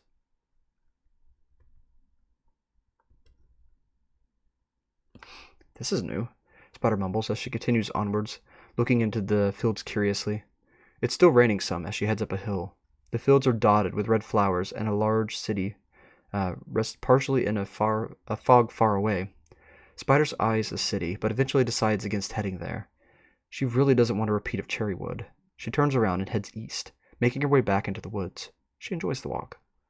They stop by the outskirts of Cherrywood to see if the town has calmed down. There's still police roaming the area. Spider's ear twitches in annoyance as they continue to head east. She heads deeper into the woods, and bushes are getting thicker. Less and less rain can make it through the leaves. Spider wipes at her ear to dry. She then sighs and decides to come back when everything's calmed down. She disappears. Begin frequency. It's slightly raining as the carnival has been closed down for the day due to the weather. The clouds cover the sky, but sunlight is still able to get through. Gambit trots from one tent to the next to avoid getting too much water on his clothes. As he enters the tent, he sees many of his co-workers resorting props and getting their costumes ready to be cleaned. The tent itself is set up with a large open area in the middle and metal bleachers around it. Most of the props and materials being stored away are dragged out of the way and towards the bleachers. Gambit walks through the center and towards the far end of the tent. Hello? Gambit glances to his sides for a moment before resuming walking. He doesn't even bother speaking quietly. Hello there. Dang, rainy days. Surprised you're comfortable hearing loons in your head, though. You're quick to assume I'm comfortable with it at all. Gambit goes to sit on the bleachers. A few coworkers give him a strange look for talking to seemingly no one. Oh, whoops, my apologies. Just thought that because you spoke at a regular voice. Anyway, what's going on? Seems like y'all are busy. Gambit continues to speak out loud. It's an off day, so we're just cleaning up and getting things ready. Backstage stuff and all. His coworkers whisper to each other. Gambit starts taking a wrapping off his tail, but keeps his fur from snagging on anything. You don't have to speak so loudly. Datas apparently accept speech patterns under your breath. I wouldn't want public opinion of you to go south, if you catch my drift. Did something happen to your tail? Gambit folds the wrappings. Nothing, just all part of the costume. Gambit glances up at the entrance of the tent as he hears a vehicle park outside. Ah, I see. That's cool. Wait, who's there? A police officer steps into the tent and begins to speak with a few of the coworkers in the front. Gambit sets the wrappings aside. Well, we are about to find out. Police? Funny, we were in contact with the police yesterday. Gambit nods. Oh yeah? What did you tell them? The worker points at Gambit's direction. The police officer begins to walk. Gambit gets up and straightens his hat. That I was drowning in bitches. Oh, and I believe I was there with Penelope. Got attacked by something in the woods. Yes. Gambit nods quietly as he approaches the officer with a welcoming smile. Greetings! What seems to be the issue, sir? The officer rests his hands on the hips as he speaks. We had another lunism scare down at Bramble Street, and I wanted to make sure it wasn't anyone here breaking public lunism courtesy. If anyone here has been dressing up as a human or wearing makeup like one, I would like to be informed immediately. Officer gets out a small paper card and hands it over to Gambit. Gambit accepts it happily. Gladly. I would hate for anyone here to cause such harm. Luna, public lunism courtesy? Hey Gambit, can you read the card for us? Gambit looks at the card. Officer Oliver, badge number 164, and a phone number. Very good. Gambit looks back up with a smile. I'll contact you immediately. What, will that be all for the day? The officer nods. Yes, thank you. So what about that? Dressing like humans or makeup? Didn't realize that was such a big deal in your world. The officer nods politely and turns as he heads out of the tent. Gambit begins walking back to the wrappings he left on the bleachers. What are people unintentionally causing loon scares across town? If it were Haysboro, that could be different, but this town is more accepting. Makes sense. Last thing y'all need is an eruption of loons trying to... Actually, I have no idea what that would cause. Haysboro, though. What's that? Gambit sits back down and takes his hat off. It's a big fancy city up in the hills. I wouldn't touch it with a 10-foot pole if I were you. It's worse than the city. Worse than any city I've ever heard of. That doesn't make sense, Gambit. It's both a fancy city in the hills, but it's also bad? What's wrong with it? Snooty people or something? More like living trash. Everyone knows running from the law or exploiting it. Ah, I see. That's awful. Where did the whole lunism thing start anyway? I guess I just don't get why non-ferals are attracted to human clothing or living. I don't get it either. Not a loon myself, I don't think. Gambit shrugs as he sets the rest of his costumes aside and puts a coat over the normal clothing. Nor am I, honestly. Never understood how it's decided on. Decided on? Like, how it's figured out who's a loon, who's not? Well, it's not decided, it's hereditary. Hereditary? So it's just genetics then? That sucks. Infrequency. I'm not sure if I remember what lunism is. Is lunism like werewolf thing, or am I thinking of something else? It's where non-feral goes feral, isn't it? Not quite, but the lore of, like, the story and stuff will dig into that. Okay. It doesn't yet, but it will. I remember it being mentioned, I just couldn't recall what the terms and conditions were, so to speak. It wasn't quite solved before either, so hopefully Gotcha. we can get to that. Okay, cool. Alright, we are on 14. This is a case study done on October 20th of 2023. In Cole and Luna's house, Spider walks into the living room as she yawns. Cole's leaning on a blank space on the wall by the hallway. Meanwhile, Luna and a girl named Hinata are sitting on the sofa. Spider heads over to the armchair and flops onto it. Cole looks over at Spider with a sigh. Well, there's Spider. Okay. Spider raises an elbow at him. Or an elbow? No, raises an eyebrow at him. Well, I'm not going to be anyone else, am I? I mean, you wouldn't think so. Cole playfully rolls his eyes. I suppose not, though next time you go to the non-fur world, Cole folds his arms. Please cover your face and skin. We don't need people getting lunism. Spider sighs. It was raining. I didn't think anyone would be out. Besides, I don't really need to cover these up. There's a slight edge on Spider's tone as she holds up one hand. It's a strange mix between a paw and a human hand. She lets her hand drop back down. Luna's ears flatten as she listens in. Cole sighs again. Well, then just your face, I suppose, and always assume people are outside. Spider nods. Yeah, I will. Hopefully it's all died down by now. Cole mumbles. We can only hope. Spider gives Cole a long look. You okay? Cole hesitates, then shakes his head. No, there's something bothering me. I went exploring and found an old abandoned town. There was a storm cellars and clearly used at some point, and there was, or were prepared to be used, but there wasn't any storm damage that was visible. Right. Spider looks at Cole, expecting for him to continue. Cole grumbles. If there was a storm, that would have been visible, and the town hall was also spray painted to hell, and yet I have to try and restore the documents that I recovered. I hate teenagers. I need to find some chemicals that won't destroy the ink on the paper. Cole frowns and tilts her head slightly. Wait, I keep saying Cole. Spider frowns and tilts her head slightly. I was thinking of heading back today. I kept reading Spider to say Cole, I don't know. I was thinking of heading back today. If the town is still crawling, then I'll just take the place up. Luna remains quiet. Hinata speaks up. Cole, you mean that Hayes Burrow place? Gambit was talking about it on Dadders, and said it's a crap hole where criminals run from the law. But considering he also called it a fancy city in the hills, I have a feeling something's up with it. Cole nods. Got it. I'm gonna research some chemicals to strip the spray paint so I can read the documents I grabbed from the town hall. Cole closes one of his eyes as he stares forward. Spider comments, City in the hills? I saw that place, and it definitely wasn't what Cole was talking about. Luna tilts her head and types something on her computer. Strange. Oh wait, that was Trotston, not Hayes Burrow. She shakes her head a bit. Sorry. I'm curious about it. It sounds like it's in between two dimensions. For what? Spider stretches and gets up. I'll let you know when I find out. I'll let you know if I find anything. Luna adds, just be more careful, Spider. Last thing we need is one of our team getting arrested. Spider chuckles, like they could hold me. The group at Cole and Luna's house continues to discuss before Spider disappears. She reappears in the non-feral world. Spider appears in the base of the lighthouse. She can hear more rain going from outside. The scent of rain covers the room. A few drops manage to run down the staircase. Again? She mutters, her voice becoming slightly muffled as they slip on a custom motorbike helmet. Hairs fit comfortably through the two holes. She sighs, while zipping up her jacket, and heads over to the door. This time, she tries to see if she can open it. The door jams slightly, but opens after a small tug. It leads straight outside, with a concrete slab to step on. It's raining a decent amount with dark skies. Spider gives a small smile and steps out. She begins heading in the direction of Cherrywood. On reaching Cherrywood, there's a slim amount of people out, either in their cars or running to their houses. A few kids down the road are playing in the rain. Spider lets out a relieved sigh at the lack of cops. She starts walking, and Lucy follows the direction she got from the non-feral she had spoken to last time. She once again tries to find Lover Lane.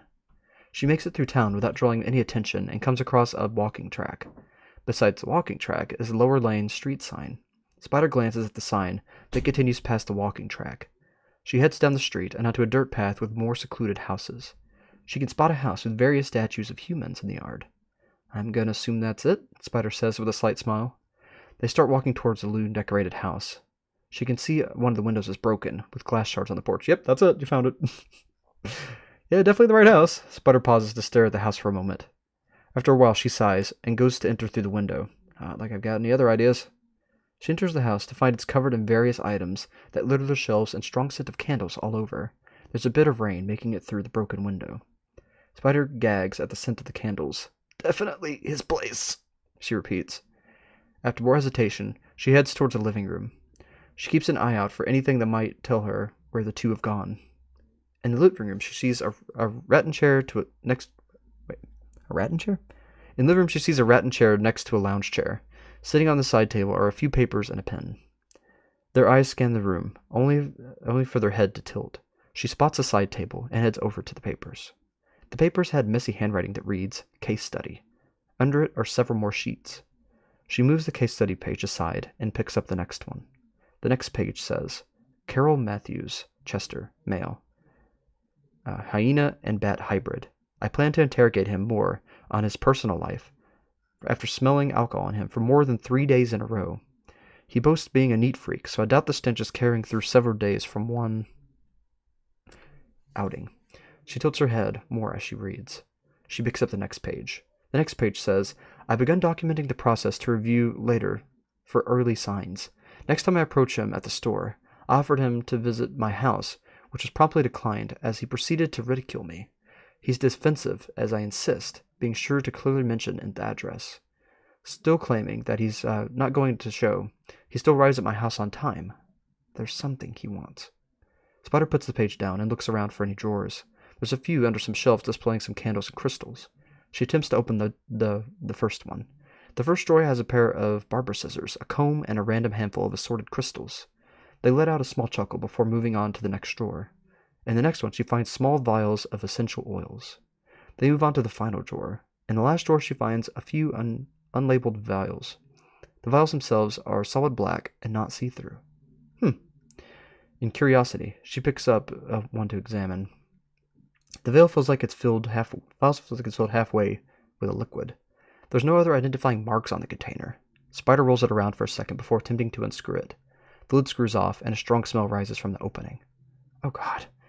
Against her better judgment, Spider lifts the vial and sniffs the vial while looking into it, trying to identify both the smell and the liquid inside. On taking a smell, the scent is overwhelming. Her vision blurs. Spider gags, the vial slipping from her grasp as she... Oh crap. Her hands go up her helmet visor. Everything starts to feel numb and she becomes extremely tired. It's a freaking sedative. They give a groan of discomfort. Her eyelids flutter as she fights the effects, but it's no use. She sinks to the floor and falls unconscious. Great! Time passes. The spider is woken up by the sunlight from the window. Her limbs feel like pins and needles. They sit up and wince as the sensation of pins and needles hits them. They rub a hand and glance around the room as the events of the previous day start to come back to them. She slowly gets up, using the chest drawers to steady herself. Spider grabs a single vial from the drawer before carefully making her way out of the living room. Yeah, that's a good weapon. Use it against that creature.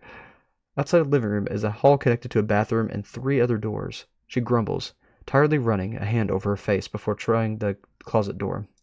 In the closet door, she finds some cleaning supplies and a vacuum cleaner, all covered in a thick layer of dust. They stare at it for a second before chuckling lightly and moving on to the next door. It opens to a messy bedroom that somehow smells worse than the rest of the house.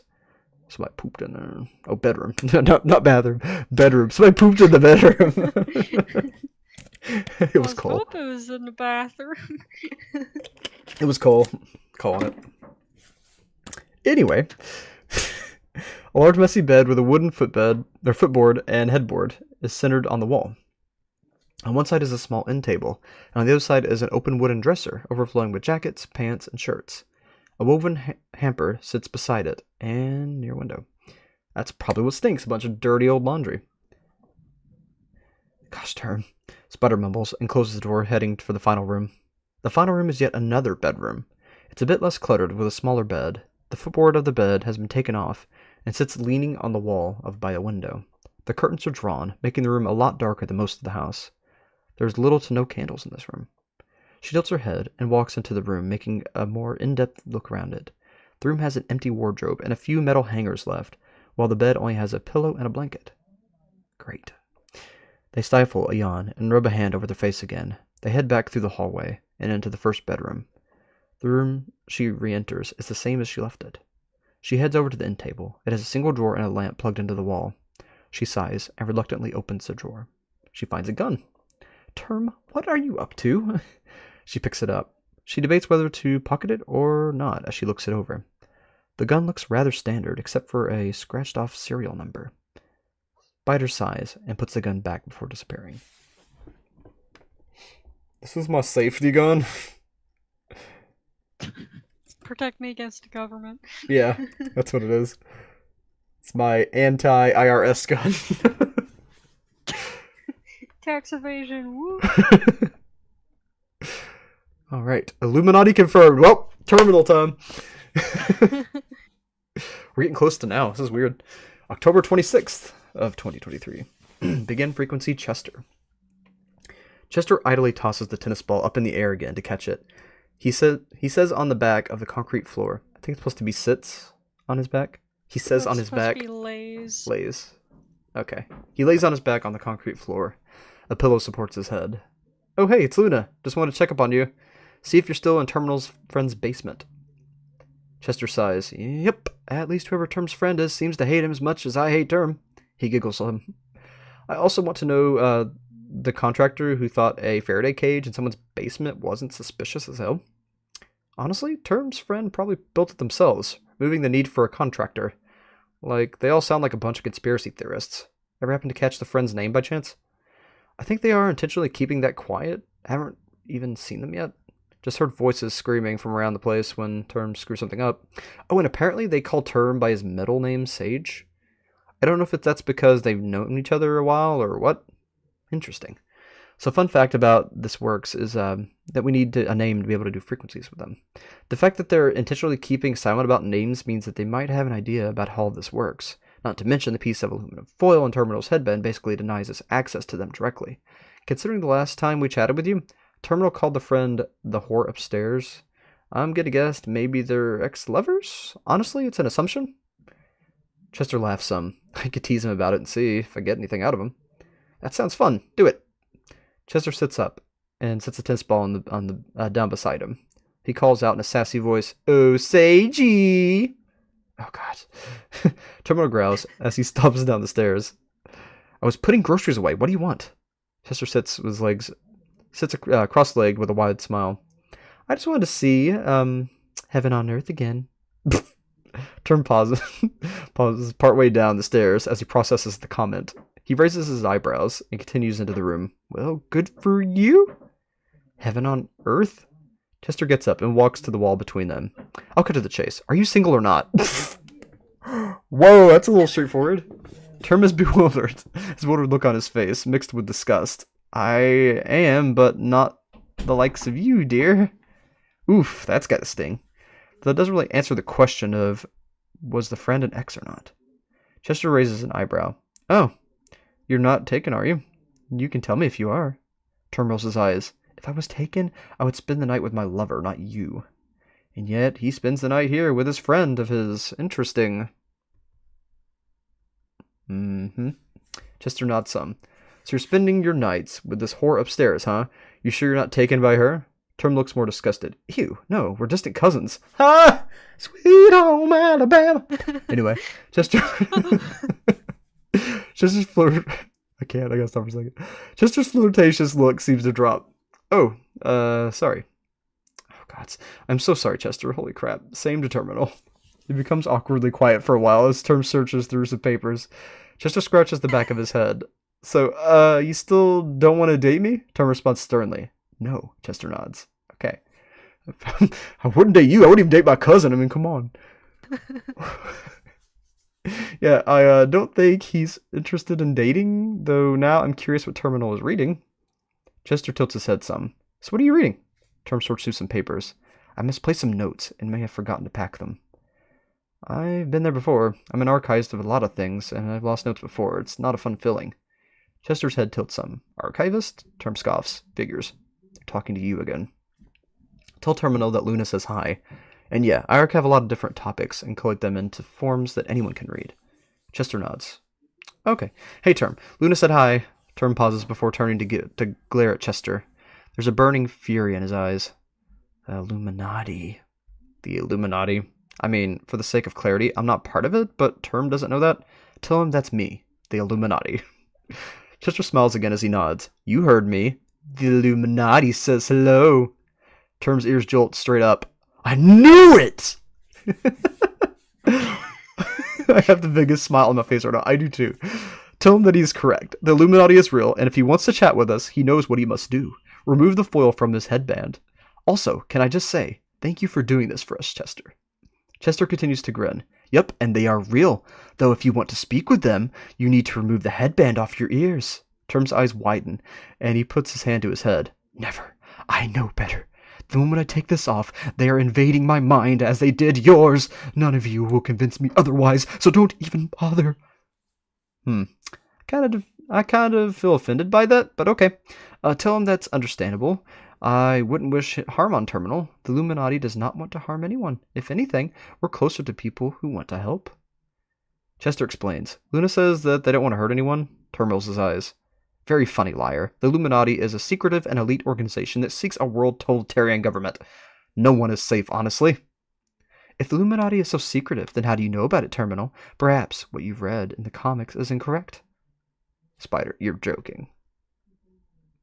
Chester laughs loudly. Term grumbles. What's so funny?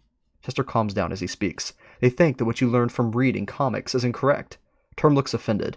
Mind you, I did not get my information from mere comics, thank you. I get my information from trusted sources and articles.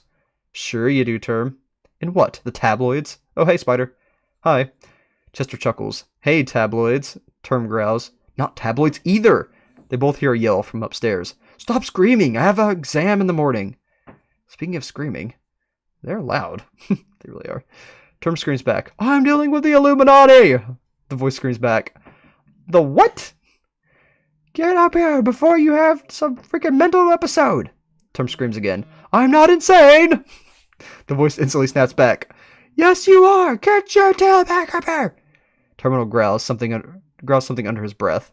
I'm starting to think we're all a little insane anymore. Anyway, tell Terminal I'm very much real, like I'm just sitting on my couch next to my girlfriend talking to you. Chester giggles. Hey, Term, Illuminati's got bitches and you don't. Terminal shoots Chester an outraged glare. Don't test me right now, man! The hell? Like, if Terminal really wants to get away from them, all they have to do is release you. Chester nods his head to the side. Yeah, well, if he does that, it's like throwing out the only evidence he's seen in his whole life. Terminal puts a few boxes away as he grumbles.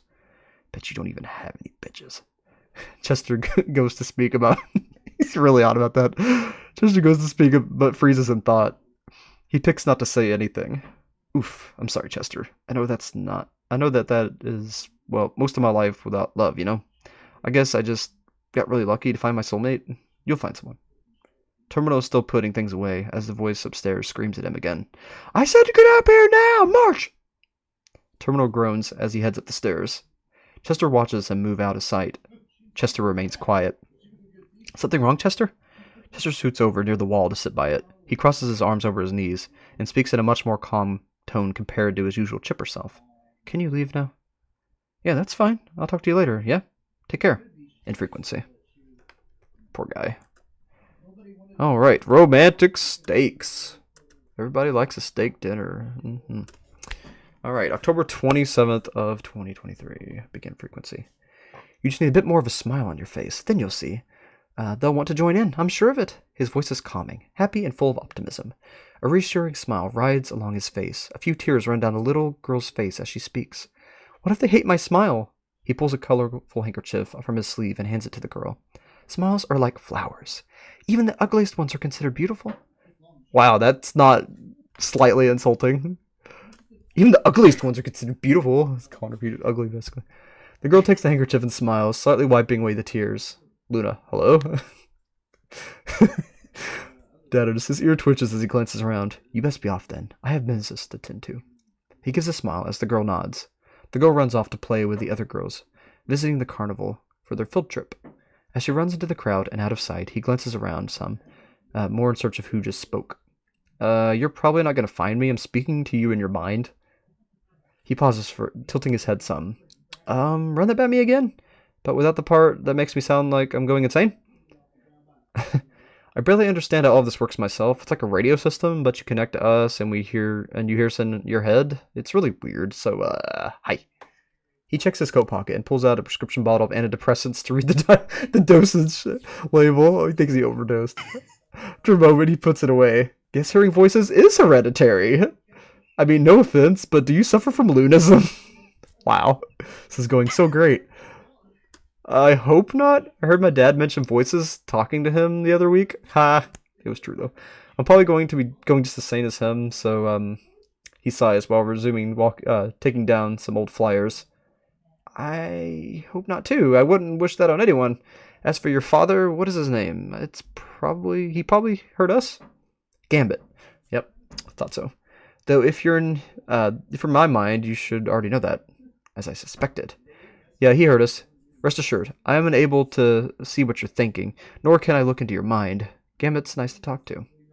Talking to someone who has no cards left in their deck? Yeah, sure. Nice. Right. That might explain why he spoke to us at full volume. He seems really kind to us, though. So, what's your name? If you're voices, then you should already know that. That's just it. We're not voices. We're a bunch of, we've been called loons in your head before. And someone else called us the Illuminati, but they're a conspiracy nut. Like I said, we've spoken to your father as well. How are his voices the same as yours? Because we are insane! He glances to the side before heading to the next booth to remove old flyers. Gonna have to talk to him about that medication. I don't think the voices are a symptom. Him, you mean your therapist? I could definitely hope an antidepressant doesn't give you auditory hallucinations. I'm sorry we connected to you. You should remember that therapist, always all mushy and friendly. Makes you want to throw up. Yeah, I remember. They're so gross, honestly. Why do they always have to be such kiss buds? Also, can you read the flyer for me? I can't see it. Just an old show Gambit did last month. He wants me to take down all the old ones before dinner. Boring.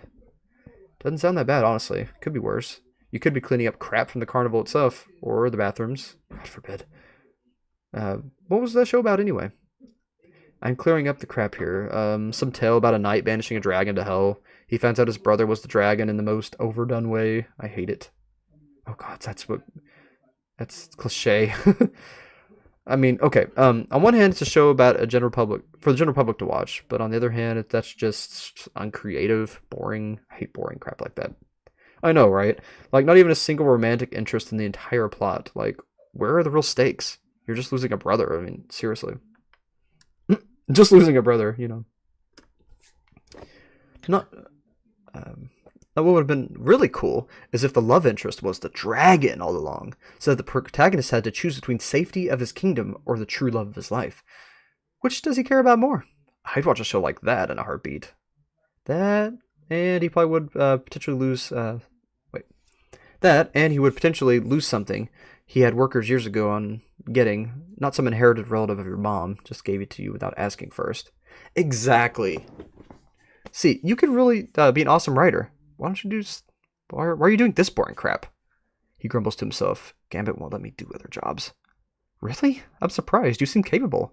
Does he ever give you a reason? Why not? You know, what all was said to the therapist, I don't need to explain it again. He growls some while ripping off another flyer from the wall.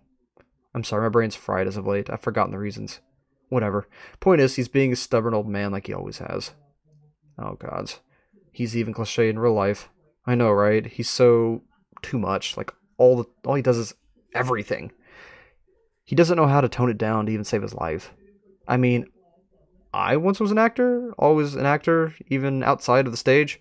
Have you ever asked him to take it easy for a while? I mean, maybe he'll listen to it if it comes from his son. Yeah, but it didn't work. If anything, he became even more strict after that. Like, maybe he just doesn't want to see his son go down the same route he did? I know that's cliche, but when he's already cliche, it kind of makes sense. So he's trying to, like, dissuade you from becoming part of the carnival proper? It sucks. It's annoying is what it is. Anyway, I think I'm about to head out. Hope you can figure something out with your father. Take care. Infrequency.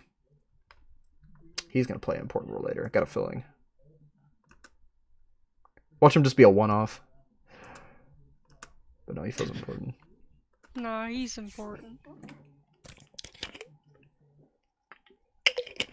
Alright, Ghost in the Machine. October 28th of 2023. Cole Pierce with his gloves and M50 gas mask on. Right. I think my nerves are calming enough to head back to that place.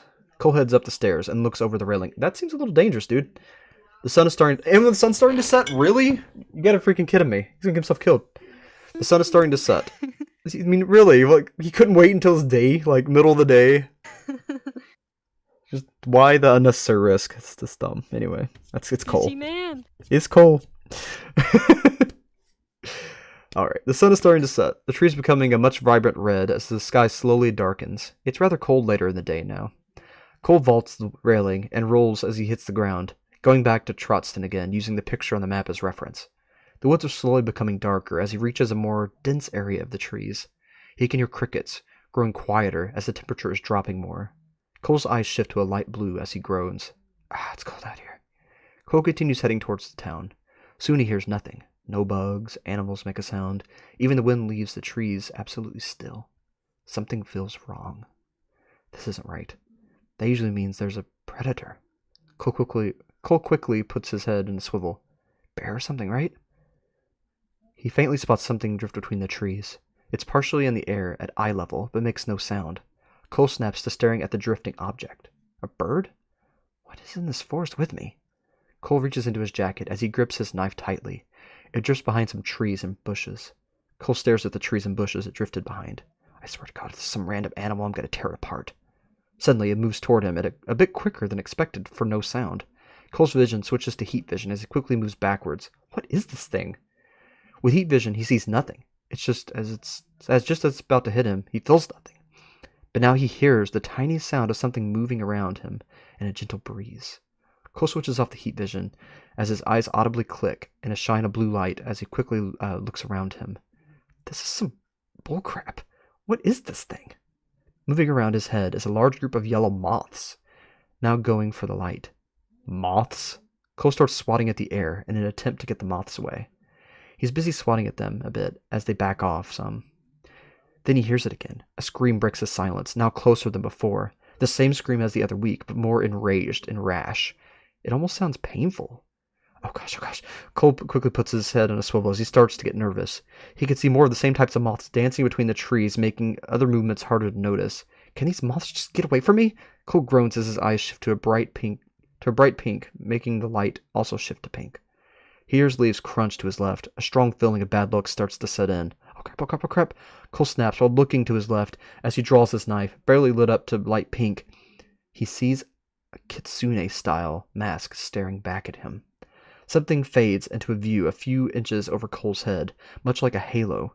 Its green-decorated crown with depictions of skulls, black, red, blue, and green crystals are embedded into the faces of Cole's crown. Oh, cool. Cole's perform. Oh crap. Cole's white knuckles grips his knife handle as he stares at the mask with slight fear. The mask keeps his gaze locked onto Cole as it very steadily moves forward. A few leaves crunch in the darkness underneath it. An eye from beneath the mask peers out at him with thin slits for pupils. We can talk this out, right? The bright pink vanishes, returning Cole's eyes to hazel brown. A low growling rises from the mask as it moves closer. The feeling of bad luck is almost sickening. It feels like a pit or a knot in his chest. Cole starts backing up quickly. Look, I'm sure I can offer you something. Money, food, weapons. A large pocket knife has moved into view as they step closer. Cole looks slightly less scared. That's a pocket knife. She steps into the light. Cole now sees a short brown and orange fox, non-feral, that stands about 5 feet with a kitsune mask. She wears a nearly black tank top and faded navy shorts, both torn and from scratches. Her fur is partly matted, with wounds scattered across her. She looks to have won a fight recently. Dadders, the moon isn't right. That's a cool picture. Who is this? I recognize the person, but not who it is. Glass animals. Another ad, darn it! It's a coffee company. Mama's gun. Don't you want a coffee cup? Yeah. That's what the person coming out of the woods says with a pocket knife. You want to buy a coffee cup? The moon isn't right. Coffee cup. It's just a coffee cup that says the moon isn't right. You need to buy my merch. I need money.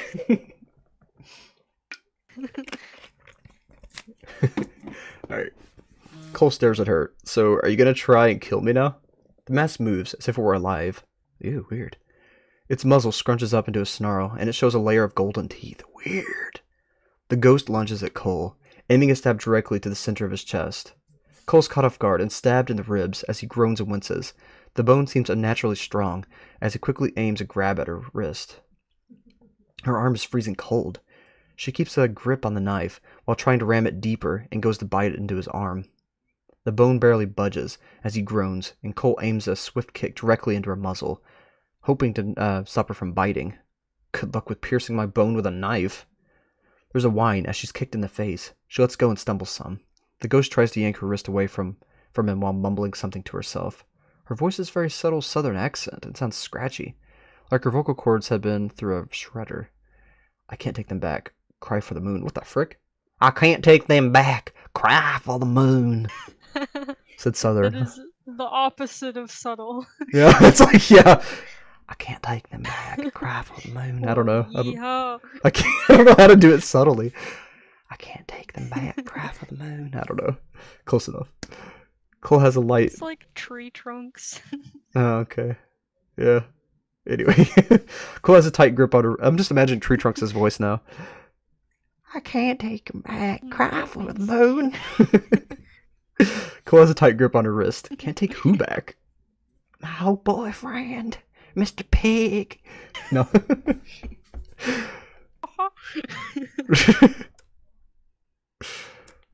Cole flips his knife around so it's facing the sky as he presses the blade against her arm. Yeah, if you're able to hold on to her, she's not a ghost.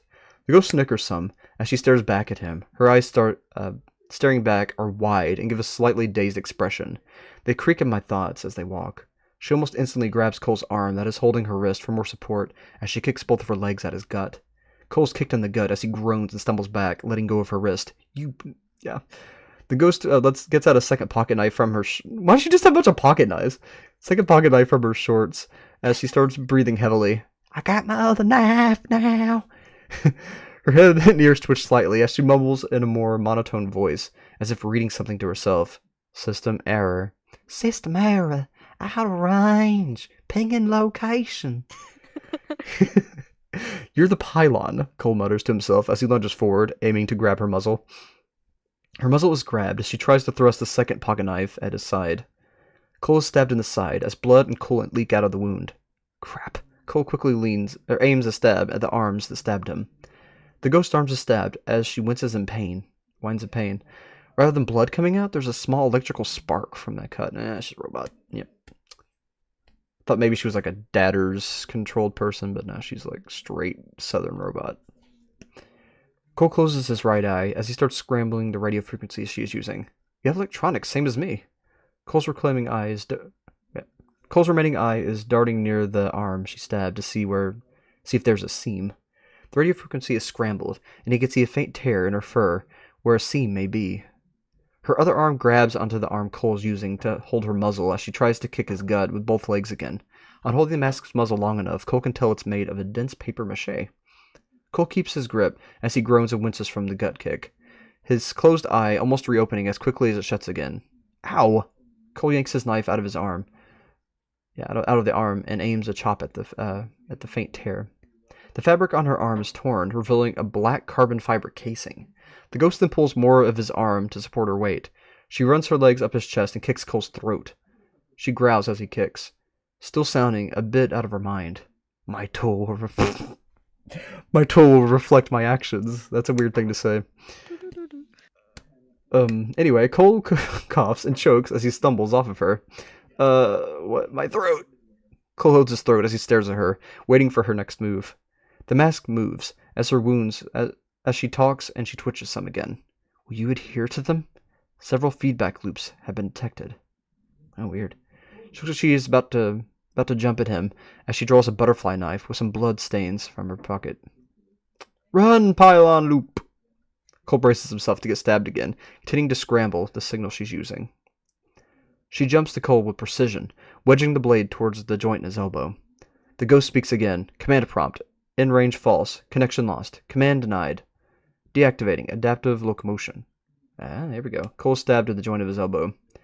That's not a good idea! There's a massive spark that cuts Cole off as 120 volts is sent through the knife. The ghost gets electrocuted as her muscles tense up, and both of her arms go limp. Cole's arm is locked in place as he groans. Cole takes this chance to quickly tear at the papier-mâché mask with his still functioning arm. The mask is torn off with a bit of force as he stumbles back some. Her face is normal for a non-feral fox, with brown messy hair and almost gray-blue eyes. Her pupils are still slits, and it's dark under her eyes. She looks to be a mixture of frustrated, exhausted, and upset. She stands ready to fight again, despite her arms being unable to move. She snarls at him. Partial to haunted frames, you're pathetic. It's hard to tell if her insanity is coming from a lack of sleep or something else. Cole stares at her as she groans. You need a nap. Cole charges forward and aims a pouch at her temple with his functioning arm, hoping to knock her out.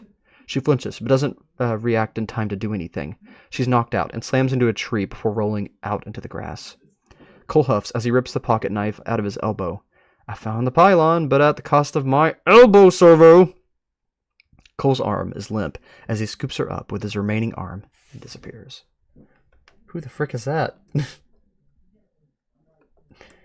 Meet Lachlan. Is this your character in the story? This is my favorite one, yes. Very cool. I need to get this band-aid off my leg. That was a random thing to say. Okay, anyway. October 28th, 2023. Is this the most recent, or is this the most recent archived? I think it is the most recent. Oh, cool. Oh wait, I have like Yay. one other thing to archive. Ah, well, I'm mostly caught up then. Alright, meet Lachlan. It's not even an important one. Cool. Pretty long one, this one is. Yeah. Alright, voice, one more. You can handle this. You can hold up. October 28th of 2023. Let's Cole... go. Oh, what? Go ahead. Let's go. Oh. Cole appears in his and Luna's living room with a limp arm with a wound in the elbow.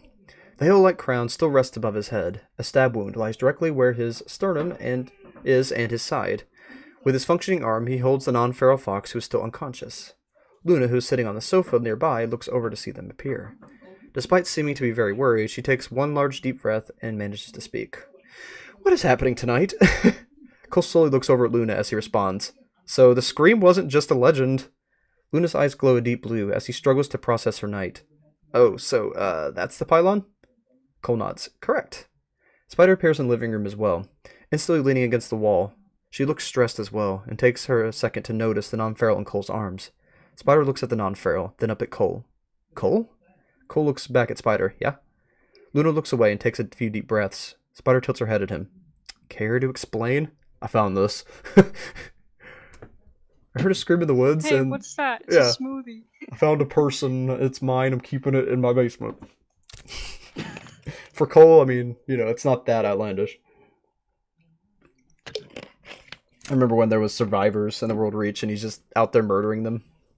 It's random humans. Okay. Yeah, I don't know. He's come a long way. He's really matured. I will say that. For Cole, he's matured a lot. Yeah, like his character stopped doing that a little bit into the story. Yeah. Because he realized, hey, wait a minute, this ain't good. It's bad to murder people? Who would have known? Whoops. I heard a scream in the woods, and then today this. Cole attempts to point, but realizes his other arm doesn't function. It lets out a small spark. Thing attacked me, and then I knocked it out, so here we are. Luna seems to have calmed down a little bit, as she's reading something from her laptop. She speaks up. Right, I see. So, what's with the crown? It says here it's a mask? Cole looks towards Luna. The crown that's sitting on my head isn't the important thing right now. Also, the mask it had was just made of paper mache. Luna raises an eyebrow. Paper mache? So it's an art project. Wonderful. Man, first I got in contact with Kitsune Goddess, and now we have a Kitsune mask. Like, what's going on? Cole sighs. So what do you want me to do with her? I can't exactly hold her in my arms forever. Luna gets up and puts her laptop away. I don't know, just put them on the couch. Do they need first aid? I bought a few kits for all the rooms. Cole shrugs with one arm. Probably not. Cole puts the fox on the couch with a sigh. Do we know their name yet? Like, how likely is their name the same as before? Cole shrugs again. I don't know. Suppose we'll have to find out. I feel like... Wait, is this Lachlan? I mean, it's the title of the chapter. chapter. I would suppose, but I mean, like, just because that's the title doesn't mean that's who she is.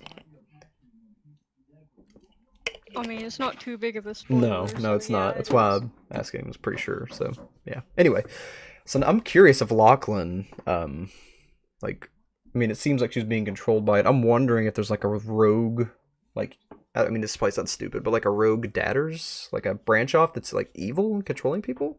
Oh. I don't know. Just a feeling. Certainly a theory. Weird. Anyway, Luna's calm demeanor Luna's calm demeanor starts to fall away a bit, becoming a bit more erratic again. Right, so I'll see you around, Cole. Gotta go take care of something? She seems a bit shaky before disappearing to take care of some personal matters. When you gotta go, you gotta go. Spider slides down the wall until she is sitting, shook slightly out of it. Cole huffs and kneels down as he starts inspecting the carbon fiber of the non-feral fox's arms. He makes a comment towards Spider. I would ask if you're doing alright, but I think I know the answer to that. There's a pause before Spider responds. It's Luna stuff, and now this, tonight of all nights. I don't know if I'm gonna I don't know how I'm gonna do it. Cole nods with respect, now idly kneeling in front of the fox. I think you'll do fine. Worst case is that you have to leave and Luna would understand why you left. Worst case, if you're an optimist, Spider grumbles. She pauses a moment before speaking again. Are you okay? Nothing that can be fixed. I'll fix my arm, and I might need 2 hands in case this one starts being violent again. Cole sighs as he gestures to the fox with his functioning arm. Need a hand? Spider asks. Cole half chuckles. Not really. Though I appreciate you trying to help. I doubt you want to rummage around in my exposed arm while trying to replace the servo. The non-feral fox shifts slightly. Cole's eyes snap to stare at the fox as he mutters, I really hope she isn't waking up now. Spider starts to get up. While doing so, she heavily leans on the wall. Go to your arm while I'm here to go get Luna. Got it. Cole nods and quickly disappears. Spider isn't left alone with the fox for long as the fox mumbles some gibberish in her sleep. Cole shortly reappears with a small amount of blood around her hand and around the elbow of the non-functioning arm. Fixed it. Now you go help out Luna. Spider's ears flicks in acknowledgement as she disappears. Cole kneels back down in front of the fox and resumes inspecting the carbon fiber, looking for some kind of gap. He mutters to himself. Is it a fake arm? He can sense a small gap with 2 tiny screws holding the cover in place.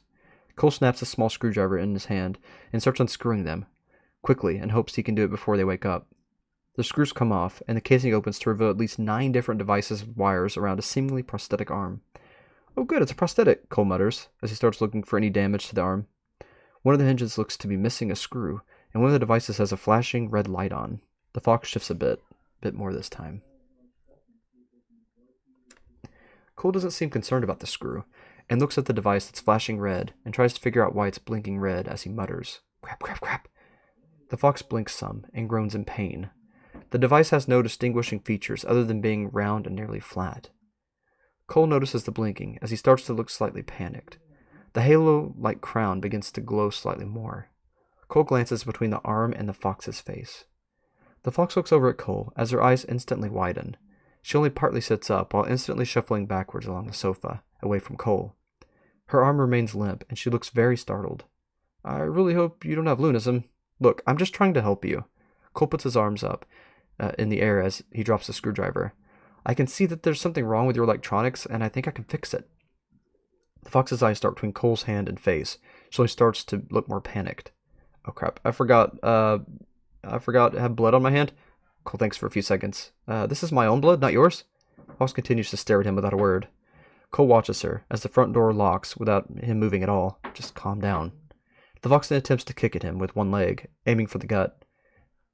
Always going for the gut. Cole coughs as he's kicked in the gut. What was that for? Cole drops both of his arms as he holds his stomach. The fox takes the moment to sprint towards the kitchen.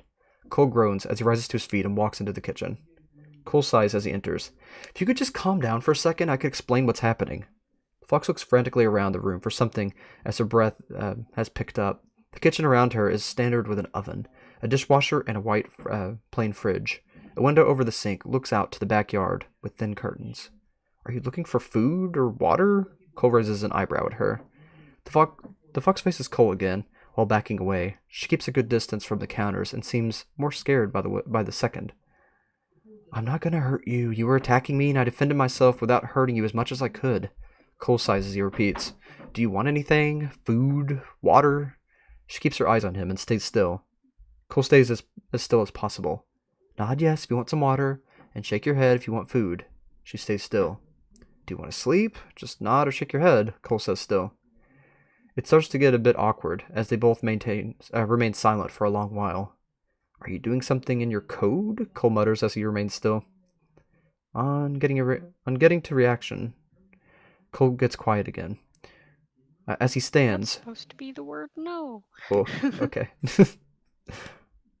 On getting no reaction, Cole goes quiet again. As he stands, he shifts his weight between his legs. The fox stays just as quiet, but glances at different parts of the room from time to time. What are you doing? Cole raises an eyebrow. Are you asleep? Cole goes to take a step closer. She quickly takes a step back as the fur on her tail raises. I guess not. Cole quickly steps backwards. Can you not talk? Her eyes look off in debate for a moment before looking at Cole again. Is that a yes? Cole's head tilts slightly. The fox barely mumbles under her breath. No. Alright, do you feel comfortable telling me why you're scared of me? Cole tries to look as non-threatening as possible. The fox still sounds quiet, while nervously looking away and trailing off slightly. 'Cause you're a gang, and gangs hurt others. She thinks he's a part of a gang? That was the most random thing. Okay, anyway. I'm not a gangster. I don't know what exactly gave you that idea. The crown that was on Cole's head seems to slowly fade and disappear as the situation calms down. The fox starts to avoid eye contact. You are. Cole looks confused. Do you care to explain what you mean by that? She states quickly. I'm not home, and so you are one. That's not a very good reason, Cole sighs. I'm not a gangster and I'm not evil. I just wanted to fix your arm because I damaged it in our scuffle. The fox's brow furrows some. But you are one. Cole raises an eyebrow as his head tilts. Are you linked to the police database? She looks very confused. Cole's head tilts more. How do you know I'm a gangster? You just are. Cole stops tilting his head. Interesting. So, do you want some water, food, sleep? She still looks confused. No, I'm not home. This is like the... Why are you doing like the sassiest I don't tone? know. Just like, I get that like vibe that it's like someone who's like a big time gamer and just like doesn't leave the room, and so they're like, I'm not home, therefore you're a gangster, you know? Always. There's always that sass when they're a gamer.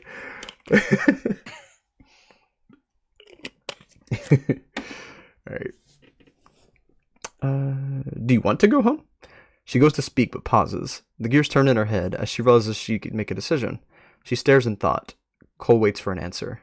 Her ears fold back as her eyes water. I don't know. Oh, no. No. I don't know. It's okay not to know. It's okay. Cole thinks for a second. I just realized I haven't told you my name. I'm Cole. Do you want me to tell me your name? She gives the idea a bit of a thought before responding. Yes, I'm Lachlan. Cole thinks for a couple of seconds before he nods. Hello, Lachlan. Lachlan seems miserably uncomfortable. Hello. Is there anything I can do to make you more comfortable, Lachlan? Cole's still trying to be non-threatening. Lachlan mumbles some. I don't know. She seems to get more upset. Man, she's so cute. The character. Anytime she doesn't know the answer. She's like this giant wolf thing, but I'm like imagining her as like this baby, you know? Like this like 7-year-old. She's only 5 feet high. Oh. I missed that. For some reason I was thinking she was like 6 feet. I was thinking she was the same as Cole for some reason. I was thinking of something else. Nah. Yeah, so she's like 5, so she is Might tiny have been then. like the elk or the bear. Yeah, that's what it was the elk. Yeah. So she is tiny then. Okay, so that's what I'm gonna imagine then. Just like this lost child. Alright, until further notice. That is accurate. I don't know. She seems to get more upset anytime she doesn't know an answer. Cole takes note and quickly changes the topic. Do you have favorite food? Her eyes water again. I don't know. Oh no, no, don't. But I feel like her memory was erased. That would freaking mess you up, though. I would hate that. Cole sighs as he changes the topic again. Do you have any questions for me? Lachlan shifts. Why are there things? What do you mean, why are there things? Things? Can you be more specific? Cole's head tilts slightly. Her arms remain limp as she walks in a little circle, while glancing around all the cabinets and various fixtures in the kitchen. Was she like a wild animal person? It's the kind of vibe I'm getting. Non-feral, so standing on 2 legs. No, I mean not like I'm trying to think of a not native, but like someone who like lives in the wild. Okay, I won't specify that. Okay, that's the vibe I'm getting. But anyway, native-ish. Yeah. Anyway, her arms remain limp as she walks a little circle while glancing around at all the cabinets and various fixtures in the kitchen. The things with the doors are called cabinets, and the metal tub with the spout is called a sink. It dispenses water when you turn the knobs. Cole gestures to the thing he's explaining. The things on the ceiling are emitting light are called light bulbs. She looks straight up at the ceiling. I know those. See? We both have something in common.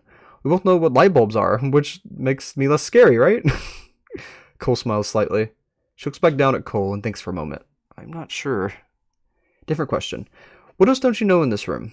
Cole quickly changes the topic as he gestures at the room.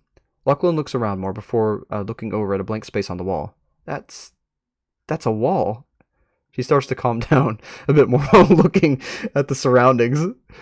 Yes, good job, Lachlan. It's a wall. Anything else? Cole puts his hands in his jacket pockets. She looks down. The floor. Cole sighs. Do you have any other questions about me? Why are you a gangster? But don't you think... What? Why are you a gangster, but don't think you are a gangster? She looks at him with curiosity. What the heck? Gangsters don't know what light bulbs are. Next question. Cole groans quietly. If you weren't a gangster, then what are you? I don't think you're ready for that answer, Cole sighs. Why have you not tried to kill me yet? She sounds serious. What? Cole looks incredibly confused. She speaks a bit more clearly. Why have you not tried to kill me yet? What makes you think I want to kill you? Cole raises an eyebrow. Lachlan looks him up and down. Well, why wouldn't you? You're another thing. She thinks all living things want to kill each other? The frick? I'm not a thing, I'm... Cole begrudgingly continues, a cyborg, and I don't have a reason to kill you. Her tone is very gradually shifting away from her, and more to a slightly monotone but curious voice. What's a cyborg? A cyborg is a human that has some mechanical parts in them with human parts. Cole takes note of the shift in tone and glances at her prosthetic arm. He tries to tell if anything is happening. The one light is still flashing, but everything else is still seemingly normal. What's a human? A human is someone who has skin and doesn't have fur, typically one having visible hair on their head. So you're a human and a cyborg at the same time. A cyborg already implies that I'm a human, since I have skin and visible hair on my head. Cole seems to be gritting his teeth slightly. So why are there other rooms? She from a one-room house or something? Lachlan glances at the room around them. Because there are other people that live here, and those people happen to be my friends. So others need to have a room. Why? So they can sleep and have privacy. Cole sighs slightly again. Cole stares, then mutters quietly. You're very sheltered. Cole speaks up. Privacy is when you can't be observed by anyone. Lachlan thinks for a moment. Okay. Are there other cyborg human not things here? Nope. Cole shakes his head. A somewhat tall woman with blonde hair steps into the kitchen. She wears a black and yellow kimono. Blood hair. Yeah, blood hair. A woman walks in with blood hair and that would be awesome, honestly. It's okay. Just like, yeah, right? I just imagine like they have a bunch of holes in their head and there's like streams of blood coming down. That'd actually be a pretty cool character design. I don't know what it would be, but anyway. With blonde hair, steps into the kitchen. She wears a black and yellow kimono and freezes on seeing the fox non-feral. She looks to Cole. Cole, what's going on? I thought that was a dream. Cole looks over at the woman. Not a dream, real. Lachlan's eyes dart to the woman, as the fur on Lachlan's tail rises again. The woman looks nervous. What are they doing? Should I leave? I just want a bag of chips. Cole sighs. Lachlan, this is one of my friends, Hinata. Cole gestures to the woman. They know what light bulbs are, so they aren't a gangster. This logic. Hinata almost seems offended. Gangster? What does that mean? Lachlan says in a hushed tone towards Cole, what's friends? Cole sighs. Friends are people that you like and enjoy talking or hanging out with, and you typically trust friends. Cole closes his right eye. Lachlan begins to ramble off a bit. Can cyborg humans and not things be friends too? Are they then friend, cyborg, not things human? Is this a cyborg human or a thing? Hinata tilts her head. Yeah, I'm a cyborg. I'm mostly organic with some mechanical parts in my heart and brain. Wouldn't surprise me if there were more in my arms and legs too, now that I think about it. Cole explains while keeping his right eye shut. Every person can be a friend, and every person in this house is my friend. Hinata adds, yeah, I'm friends with Cole, and I know all about light bulbs. Thus, I'm not a gangster. I want that on a shirt. I know all about light bulbs, thus I'm not a gangster. Lachlan suddenly looks confused as she thinks. Hinata gets a bit closer to the cabinets to grab a bowl and a bag of chips, pouring some into the bowl, then sealing the bag back up. Cole watches Lachlan, hoping she doesn't do anything to Hinata. Hinata asks, do you want some chips? She offers some of the bowl to Lachlan. Lachlan glances at the bowl. Alright. Her arms remain limp. Hinata glances at Cole. What's wrong with her arms? I'm not really comfortable with feeding a fox. Cole groans slightly. They may have gotten damaged during a scuffle? Hinata nods. Oh, is that what Luna was talking about? She told me about some dadder's log she was wanted me to read. Cole sighs again. I'll tell you later. And yeah, that was Luna. That's what Luna was talking about. Hinata thinks for a moment. Okay, I'll go read it then. Hinata seems to be looking for an excuse to get out of the kitchen. She takes the bowl out of the living room, waving goodbye to Lachlan and Cole. Lachlan thinks about waving, but looks down at her arms again. Cole looks down at Lachlan's arms. Do you want me to try and fix her arms? Yeah, please fix her arms. Instead of feeding her chips awkwardly, just fix her arms. You know what? Wait, you know what? You know how? Yeah, I'm sure. It can't be that hard. Cole nods. Alright then. I would hand them to you, but I kind of can't. She holds up her arms, but makes a weird face as she does. The wrists and hands are still limp. It's fine. I can just work on them with them attached. Cole seems to debate on something for a moment before he snaps his fingers. Instantly, a screwdriver appears in his hands. Do you know anything about the devices that are in here? Lachlan watches, curious of how the screwdriver appeared. No, they're just my arms. I see. Cole tries to find any clues to what the blinking device does. The device isn't connected to anything with any wires. It's attached directly to the casing. Lachlan looks down at the opening on the arm and looks confused. Cole searches for a way to open the device. It has a very thin casing, but looks to be made of a cheaper material. It's probably something from the dollar store. No, I'm kidding. Cole taps on it with a screwdriver. The flashing red light on the device stutters some. Cole taps it again, but a little harder. The plastic cracks and the casing falls off. He sees the insides of a simple tracker. Lachlan looks even more bewildered as she watches.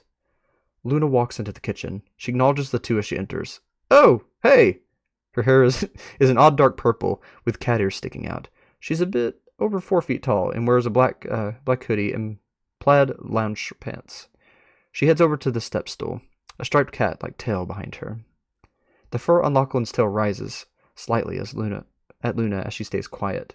Luna gets off the step stool and moves in front of the sink.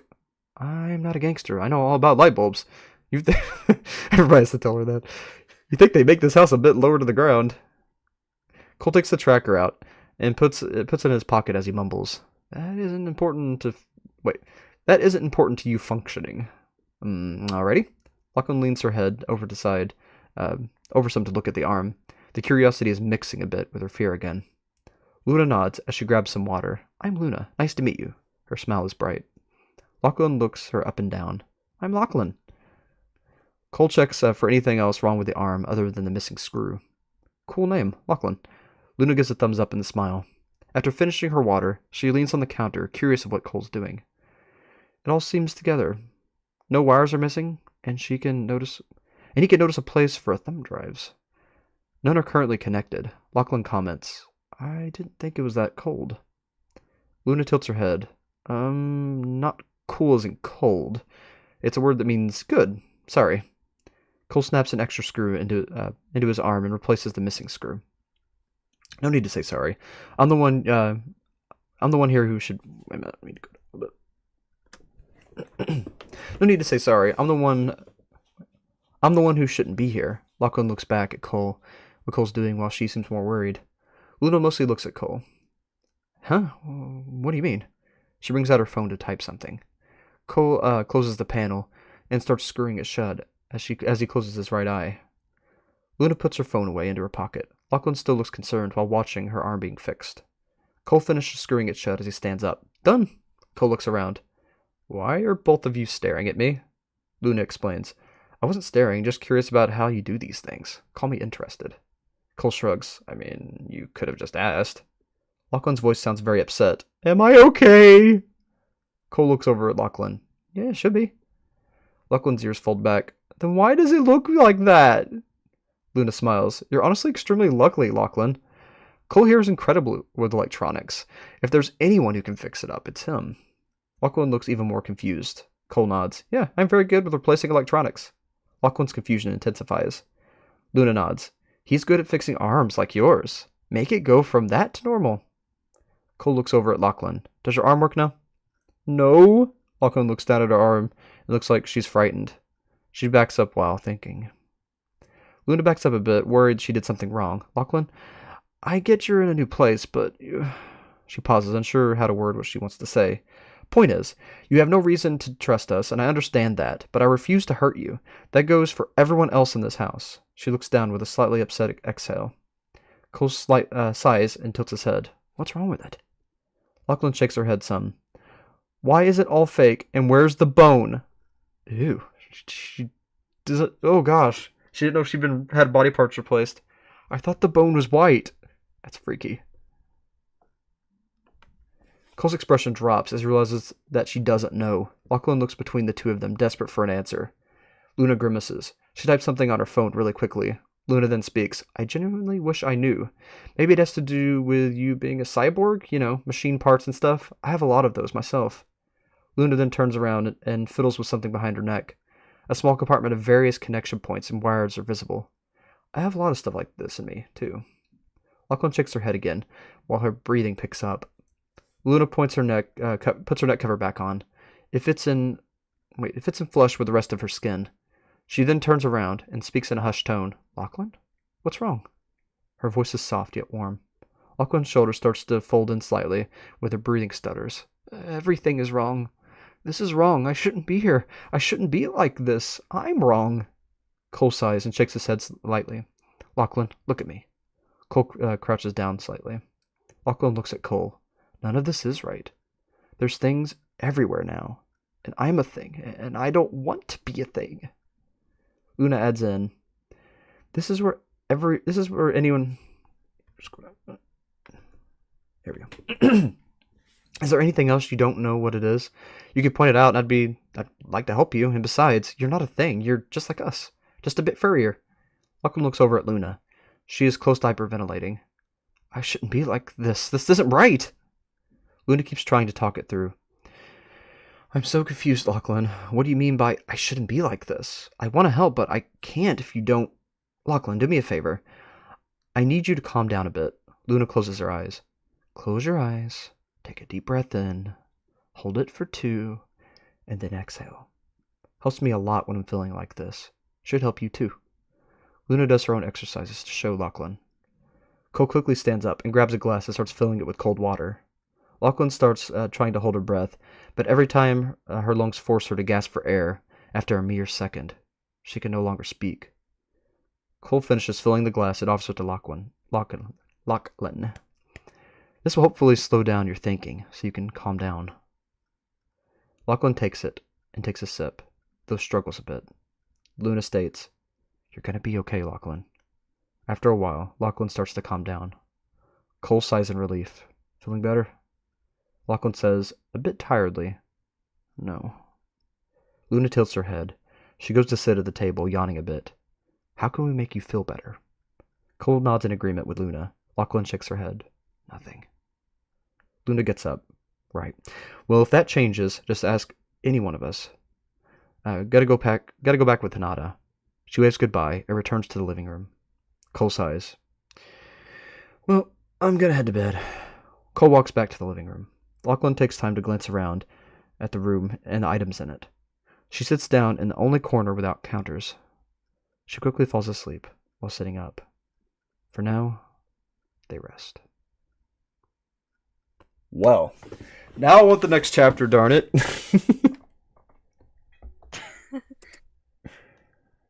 Did we really just read for almost 4 hours? That did not feel like 4 hours. That was good. That was really good.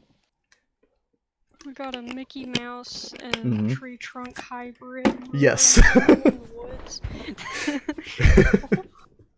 Perfect. Well, I enjoyed this thoroughly. I definitely love your writing, and I'm glad that you're doing a new thing. Glad to have this reading privilege back, because I'm not going to get in it, but after all the stuff that happened, is just... it's been hard to find a way to get back into this stuff. So I'm glad that there is an outlet for that. So definitely want to keep reading this. Let me check the comments on my phone real quick.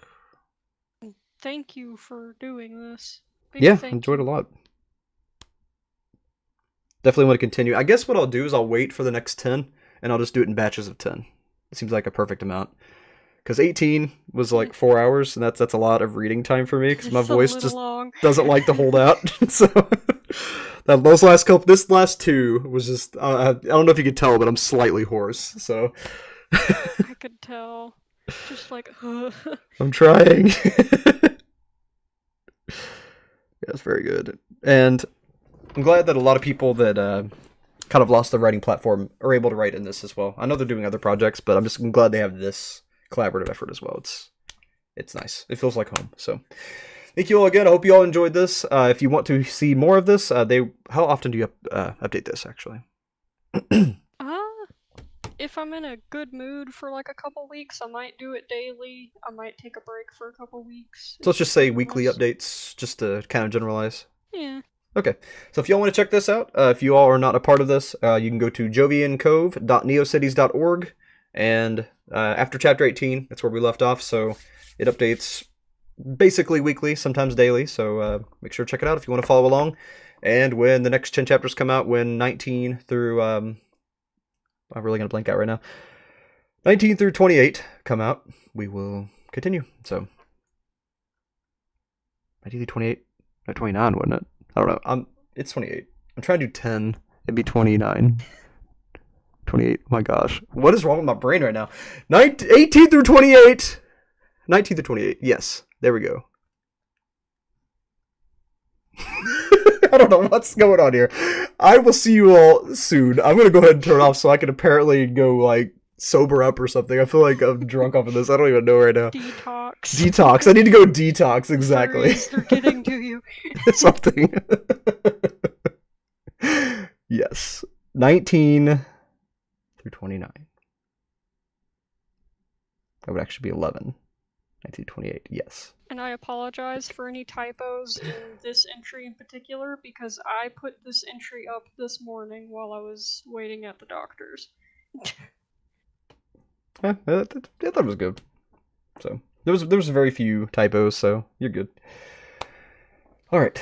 Well, I'm gonna go ahead and jump off here. Next time I see you all, I will. Let's see. There's a couple of different streams I'm gonna be doing. I think the next one I'm gonna be doing though will be the continuation of Everman Hybrid, and then after that we will be doing a new ARG that I haven't done before that I wanted to do for frickin' ever. I'm not gonna say what it is yet. It's gonna be a surprise.